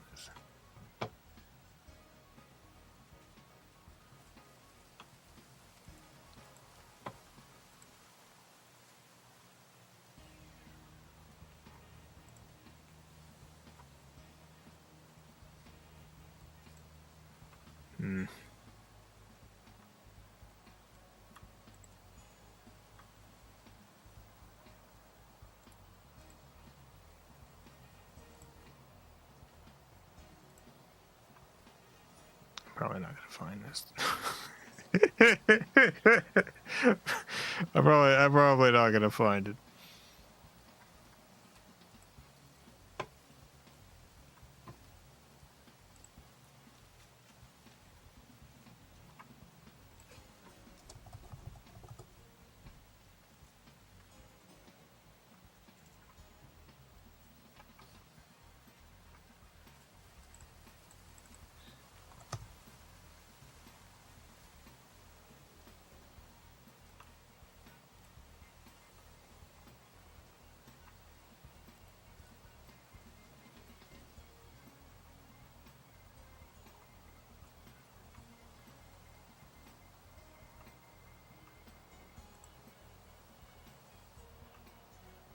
No.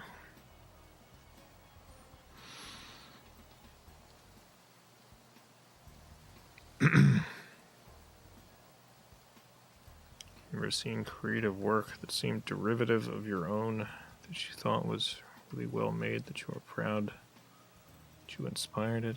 I don't know that I've specifically seen stuff that I was certain was like inspired by my own stuff, because you know, I was the sort of stuff I was doing in the 2000s. There was a lot of artists doing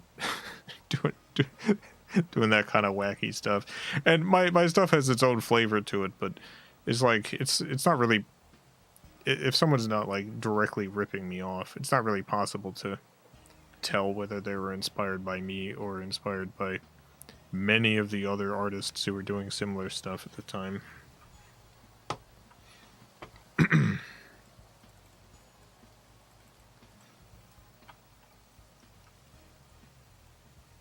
Yeah, I'm probably not going to find this Yanni thing. Especially because it might not have been Yanni. Might not have been Yanni.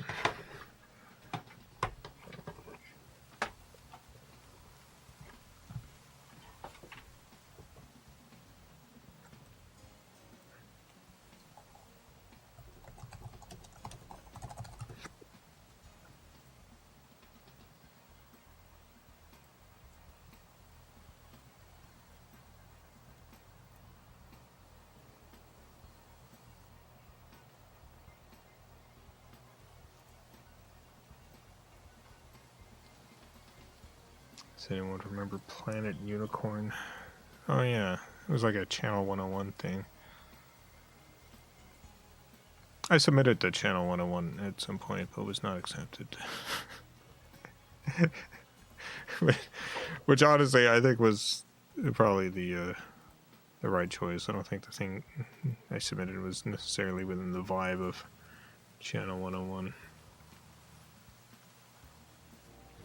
Special thanks to the FilmCow Patreon supporters. Greatly appreciate the support.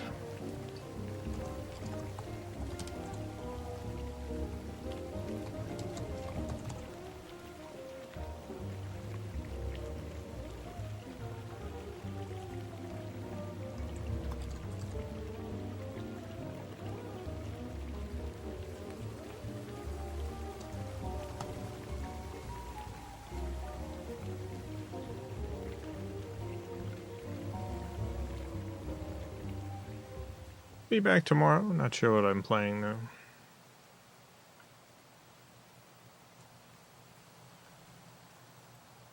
I really would like to find this cartoon, but I think I'd actually need to do a pretty deep dive to find it. I need to go through my old favorites on Newgrounds and stuff.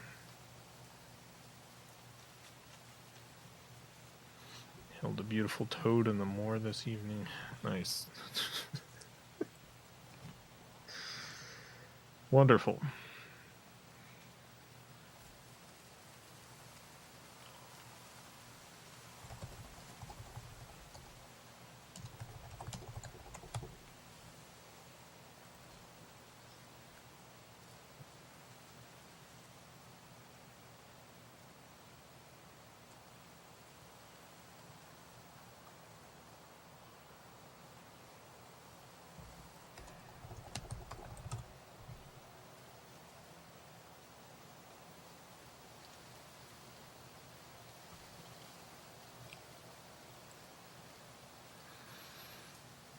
See if it's on the classic Flash animations list on Newgrounds. Probably not. I don't know if this would have been classic Flash animation.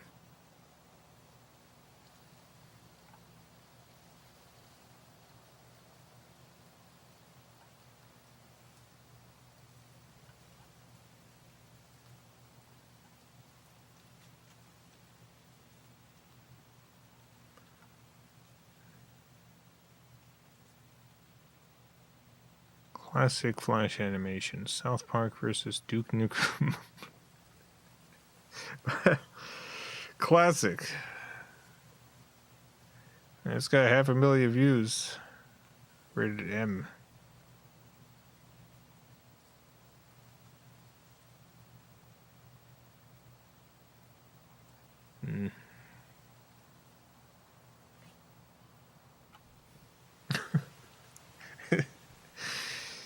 South Park versus Duke Nukem.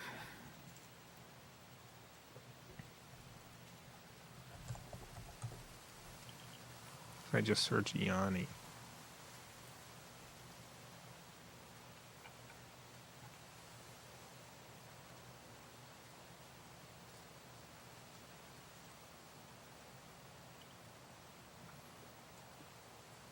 This is definitely one of those things that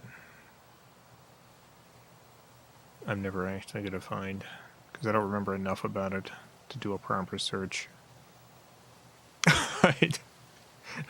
And it probably was not seen by enough people that anyone else in the entire world would remember what I'm talking about.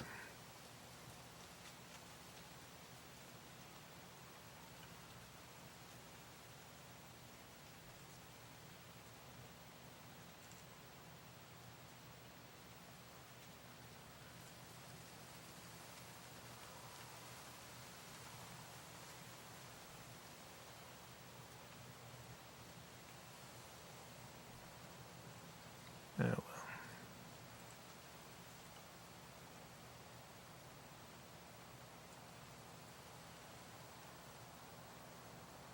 Just scrolling through list of series. It's very funny that so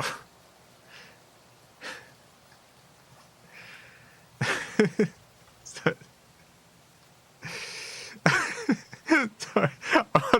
on a webpage that has a list of the Newgrounds series.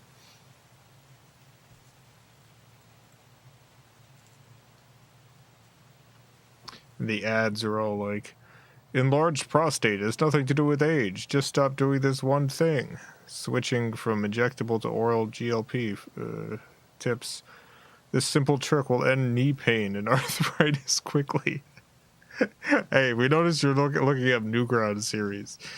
You might have knee pain and arthritis.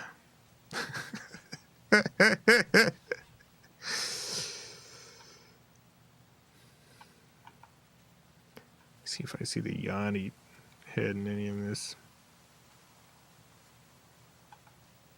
Forgot about Black. Oh, Battle for the Poor. Hey, that's mine. That's mine. That's mine. I think episode 4 is missing now. It got taken down for like copyright stuff.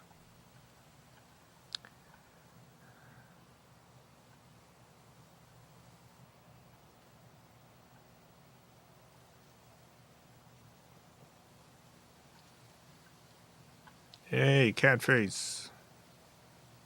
Yeah, Weeble.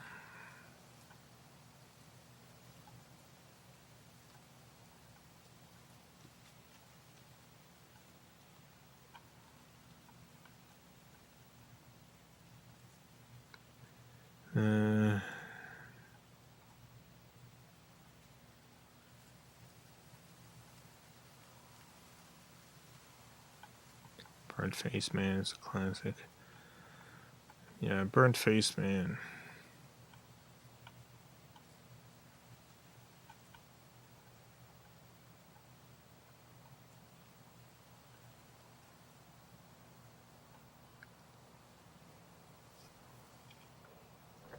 I don't think any of this is what I'm looking for.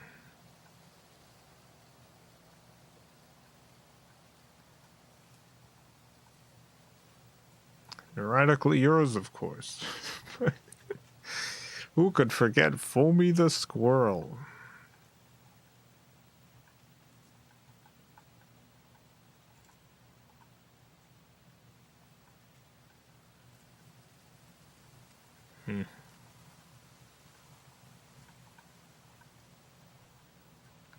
Yeah,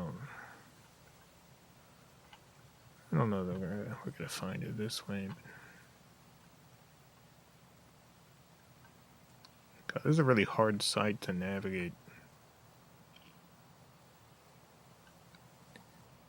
This sucks. This sucks the way this site is set up.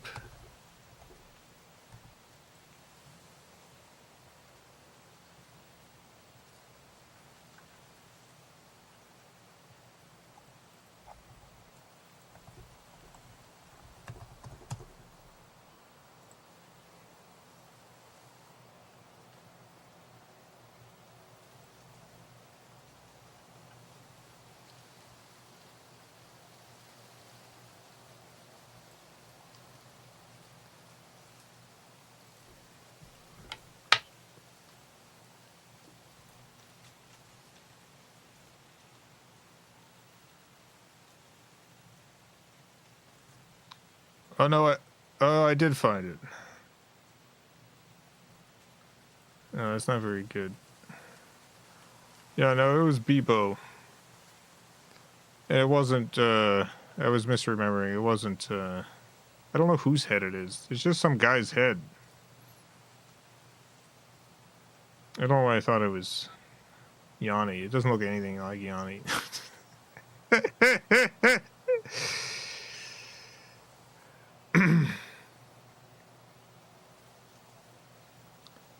I'm just gonna play part of it because it's like, you know, 2000s humor or whatever. But yeah, just. Hey, Biba! How's it hanging? Hey, what are you doing? Bullshit, you're smoking. No, Aaron, kick you. I have,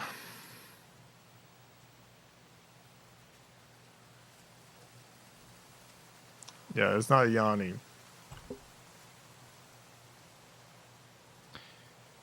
But yeah, no, Charlie the Unicorn, inspired by Bebo, apparently.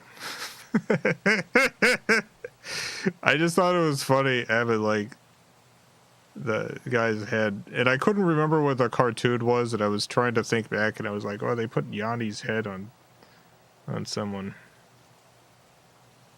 But no, they didn't. I don't know whose head that is. So that's why Charlie the Unicorn exists. Because I thought that putting a head on a cartoon character, a real life head on a cartoon character, was funny.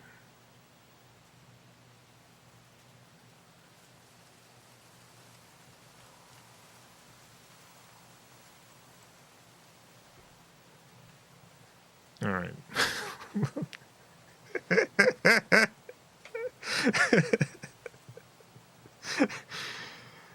There we go.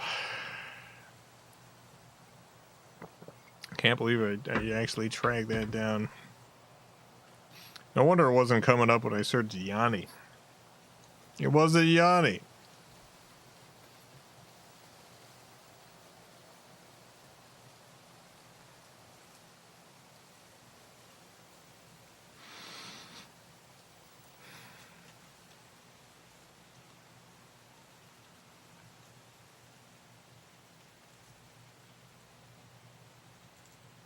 Well, I guess we're done.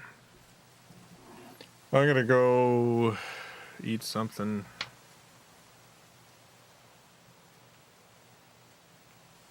Who knows?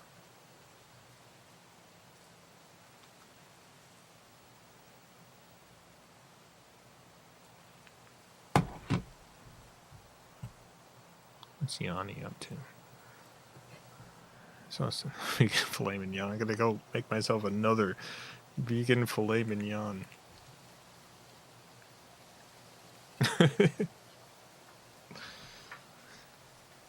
NFTs apparently. Come on, Yanni. He's like super old now. I guess that doesn't really surprise me.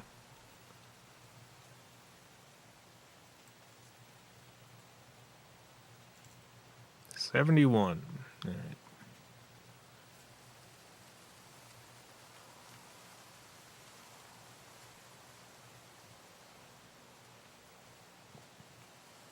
I wonder what's the scam thing I'm gonna buy into when I'm in my 70s. Apologies to future viewers for anyone who's upset by some scam that 70s me bought into.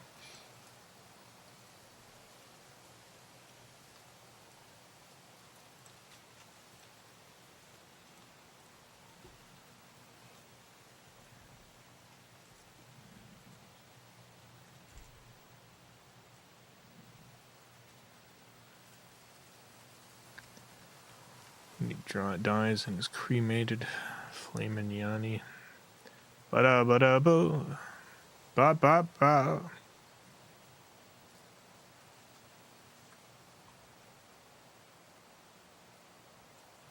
Gladly buying the Charlie the Unicorn Neuralink. Neuralink.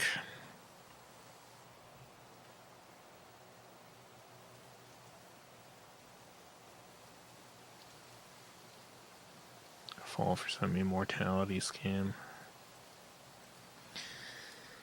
I mean, that would be the kind of thing that would get me. But it would have to be a pretty good scam. I don't know. Like, I mean, one of the things that could get me now is, like, if I could afford to be, like, cryogenically frozen. Even though, rationally, I know the chance of me being cryogenically unfrozen is essentially 0%. I would it's still the sort of thing I would do.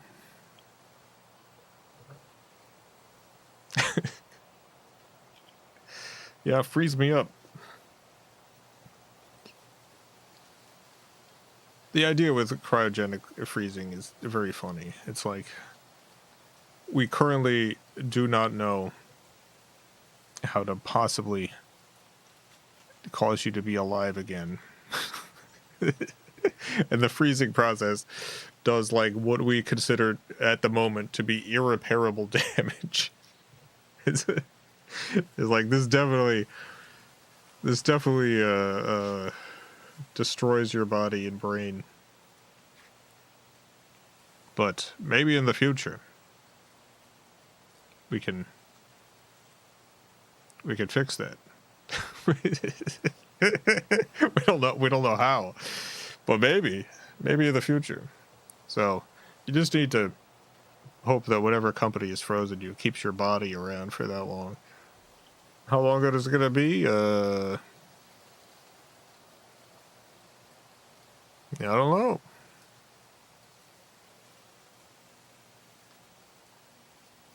Like, truthfully, I think it's entirely possible that at some point in the extremely far future, it'll be possible, like, technologically, to unfreeze people and make them alive again. But what are the odds that the people being cryogenically frozen today are going to be kept properly stored for that long? At some point, someone's just dumping all those bodies somewhere. Someone's just putting all those bodies in a ditch.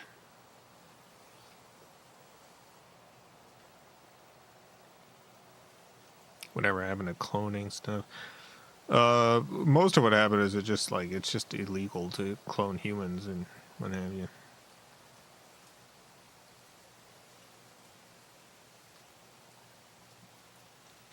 I mean, I'm sure the Raelians are still trying. They're still trying. I'm sure the UFO cult, the Raelians, they're still trying to get cloning going.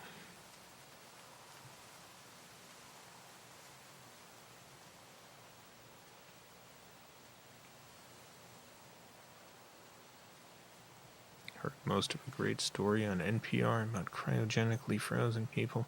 Most of a great story. Nice.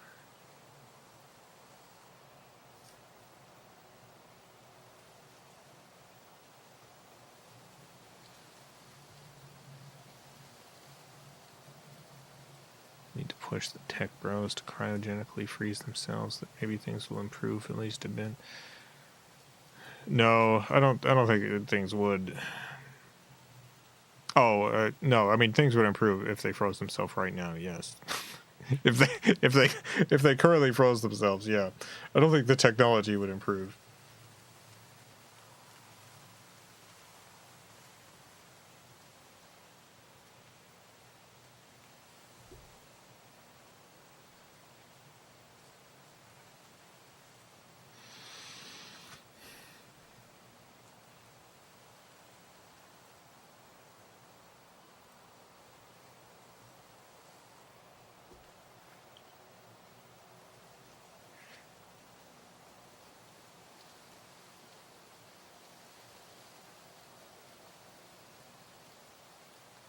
Nobody you'd want to see immortalized is going to be immortalized. This is true, yeah. When this technology is finally available, which I'm sure at some point, at the very least, like, you know, the amount of time people are able to be alive now is like the life expectancy has dramatically changed over the last couple hundred years, and I think it's going to change again. I don't think people are going to unlock some sort of actual immortality, but to stop or reverse the sort of cell's destruction of itself over the course of your life, because aging is like we know what causes aging. and we don't know how to stop that without causing a tremendous amount of other much more serious problems. But I'm sure we'll figure that out eventually. But yeah, the people who get that kind of treatment are all going to be the richest people.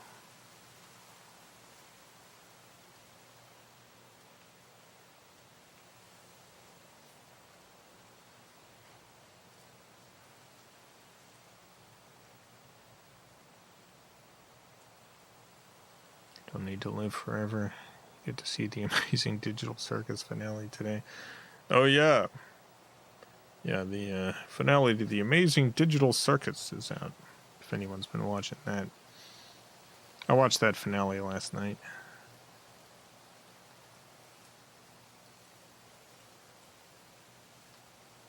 Congratulations to Gooseworks on finishing that series. I hope she's gotten some of the money from its great success. I hope the animators and everyone else has also benefited from that.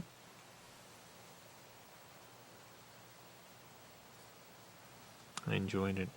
Yeah, I thought it was good. I have like personal preferences for storytelling and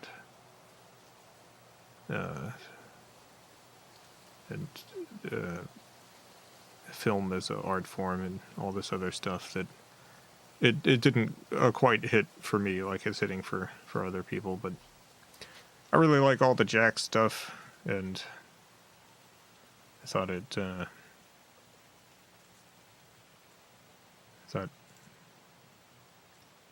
was good. Mr. Jackson, thank you for the $2. Elon Musk will live forever. Definitely not. There's one super rich guy who's definitely not gonna live forever. It's Elon. I just don't think he's the sort of person who's gonna make the strategic choices to allow that to happen.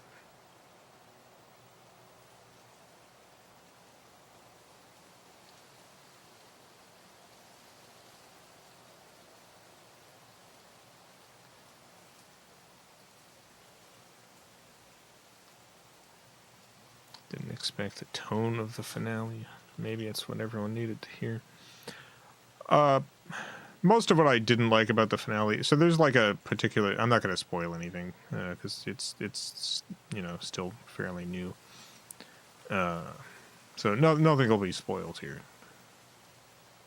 But there's a particular type of writing for like young adult stuff. And I know that this is like generally categorized as like adult animation, but its fan base is like, I think the median age for Amazing Digital Circus fans is 15. It's literally like 15. It's a young fan base, and it's written like as a young adult thing. I like how dark it gets, and I like how abstract a lot of it gets. I think it's very good young adult media. It's the type of young adult media that doesn't get made a lot anymore because people are afraid of like, oh, this is too scary. Oh, this is too confusing. This is too whatever. But Amazing Digital Circus has done a really good job of like being what I would consider to be like consistently artistically compelling in a way that a lot of like media aimed at this particular age group isn't always. And there's a particular type of writing style that comes with a lot of young adult stuff that I don't like, but I think Amazing Digital Circus managed to like have that style but play against it with a lot of the existential dread stuff. a lot of the horror elements. It was a good mix.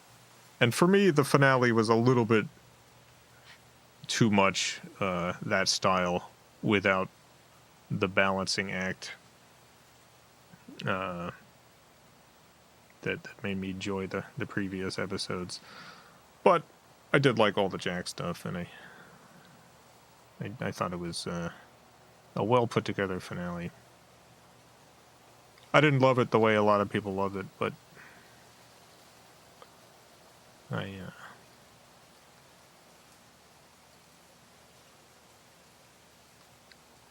glad it's done well.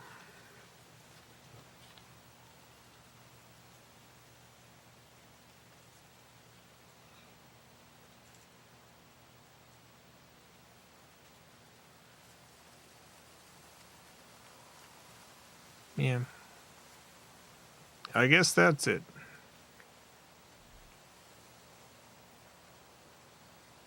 Like when people who need hugs never get them in my media.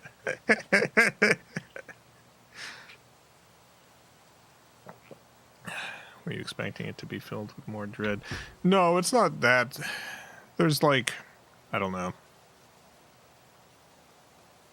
Again, I'm trying to figure out how to word anything without... I don't want to spoil anything, because I know people would rather not be spoiled on stuff if they're about to watch it. Mr. Jackson, thank you for the $2. Cybertruck 2077. Thank you, Mr. Jackson. Appreciate it. But there's this thing in some young adult media where, characters will say out loud the lessons that they've learned. and everyone will start talking to each other as if they're a therapist. They'll have a perfectly constructed therapy speech to give another character and stuff. And I don't really find that stuff particularly interesting. And there had been elements of that in previous episodes of the Amazing Digital Circus, but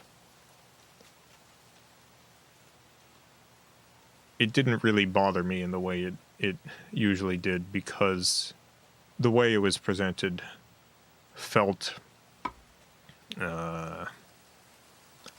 it was playing with that sort of stuff and almost creating a twisted inversion of it. where the characters would have these kinds of talks, but it would be intermixed with the horror stuff and the other stuff, and the end result would still be existential despair, and I don't know.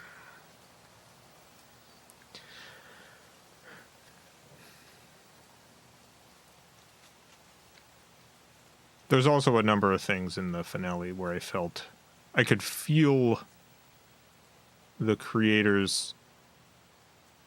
I don't want to put emotions in Gooseworks' head. I don't want to project, but it felt to me there was a number of moments in which I felt that Gooseworks was afraid of her fan base. and was writing things extra carefully and being all right, have to make sure that people understand I am or am not saying this, have to hedge on this, have to have to tiptoe around this. And I've seen the Amazing Digital Circus's fan base, and I think if I was dealing with that particular fan base, I too would be writing with an abundance of caution at every step. Because let me tell you, there's some extremely vicious people out there.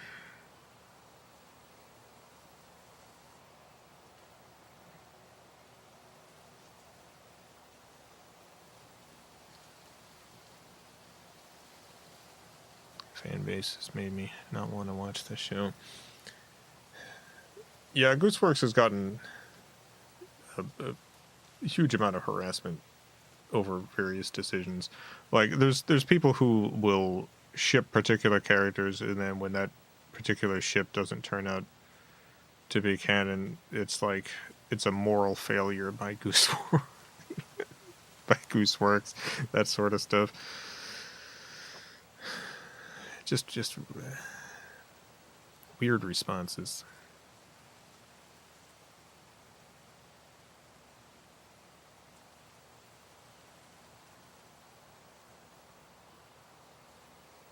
Asked my sister if it was good.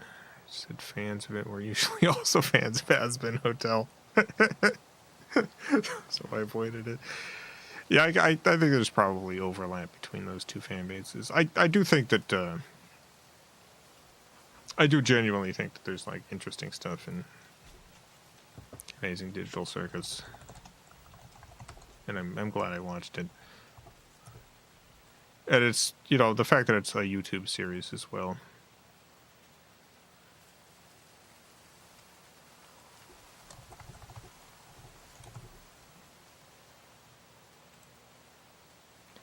It's pretty accessible.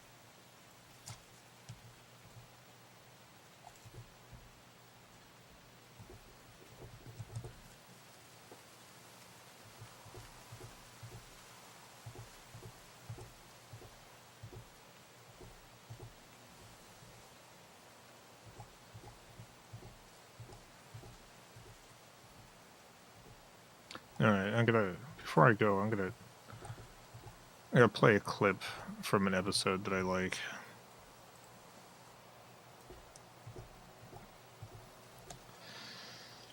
And I really like how this joke ends. It's possible this has been put into the YouTube copyright system in a way that's going to stop me from playing this. So apologies if I can't actually show you the end joke here. Like, it's definitely in the copyright system, but whether it's flagged as like stop people from streaming this, I have no idea.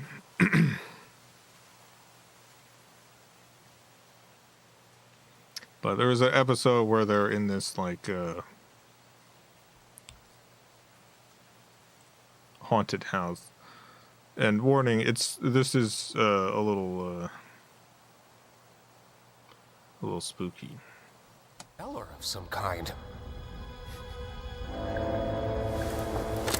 Things have gotten far worse than I could ever have imagined.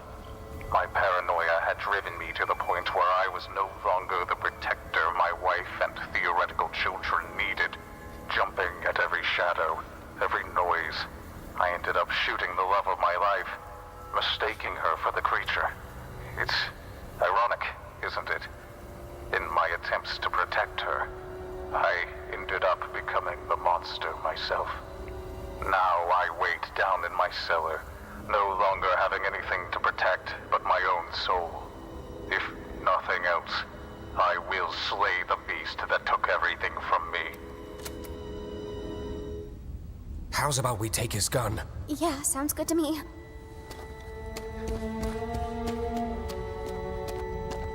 Please don't come alive. Okay, I won't.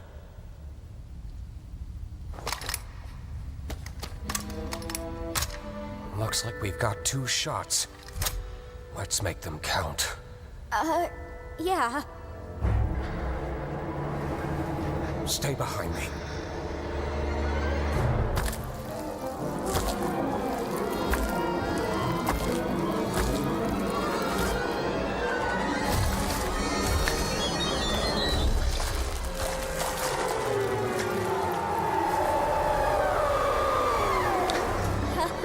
I love this head so much. I think we may have a problem this way too. Just leave it to me.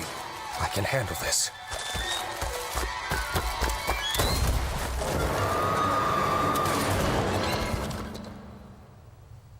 Well, that wasn't so bad. Which is what I would be saying if I didn't know that the creature was actually one of God's angels. And anyone who brings harm to it will be dragged down into the cold, spiraling pits of hell where my soul resides. I apologize, dear listener, but I need a living host in order to escape the Hall of the Damned, and your bodies will be my only means of doing so. Now wait, how did he record this if he was in hell? I hope you're ready, because the next breath you take down there will be your last, and your bodies will belong to me. Let go of me! This is what I would have said if I didn't know that the creature was actually one of God's angels.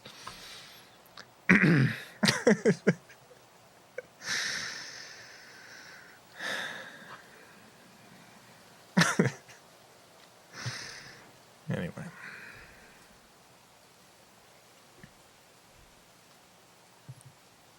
I like when like media that's aimed at a younger audience has like an edge to it. FilmCow coded. It is a very FilmCow coded joke. Yeah, it's 100% the sort of joke I would write.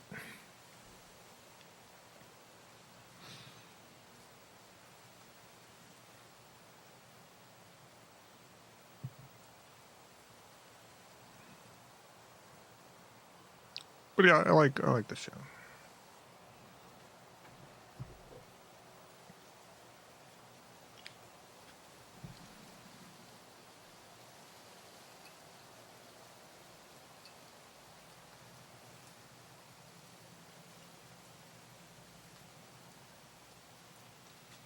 You seen the Knights of Guinevere pilot? I have not.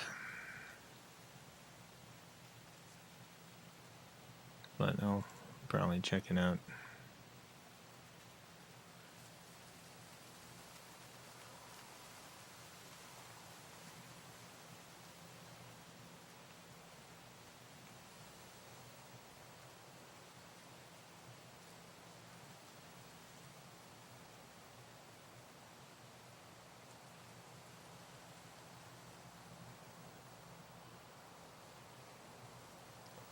All the characters in new cartoons are way too quippy. Characters do be too quippy. Yeah, there's a handful of characters I feel like it makes sense for them to quip. When everyone quips, it's too much quipping.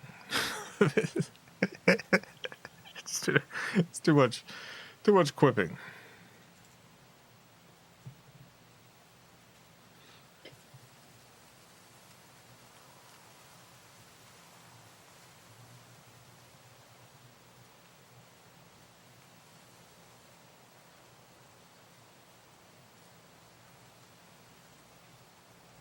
Alright, well, that'll be it. Thank you all for tuning in. Have a great night, everyone. Great morning, afternoon, evening, whatever it is, wherever you are. Have a good one.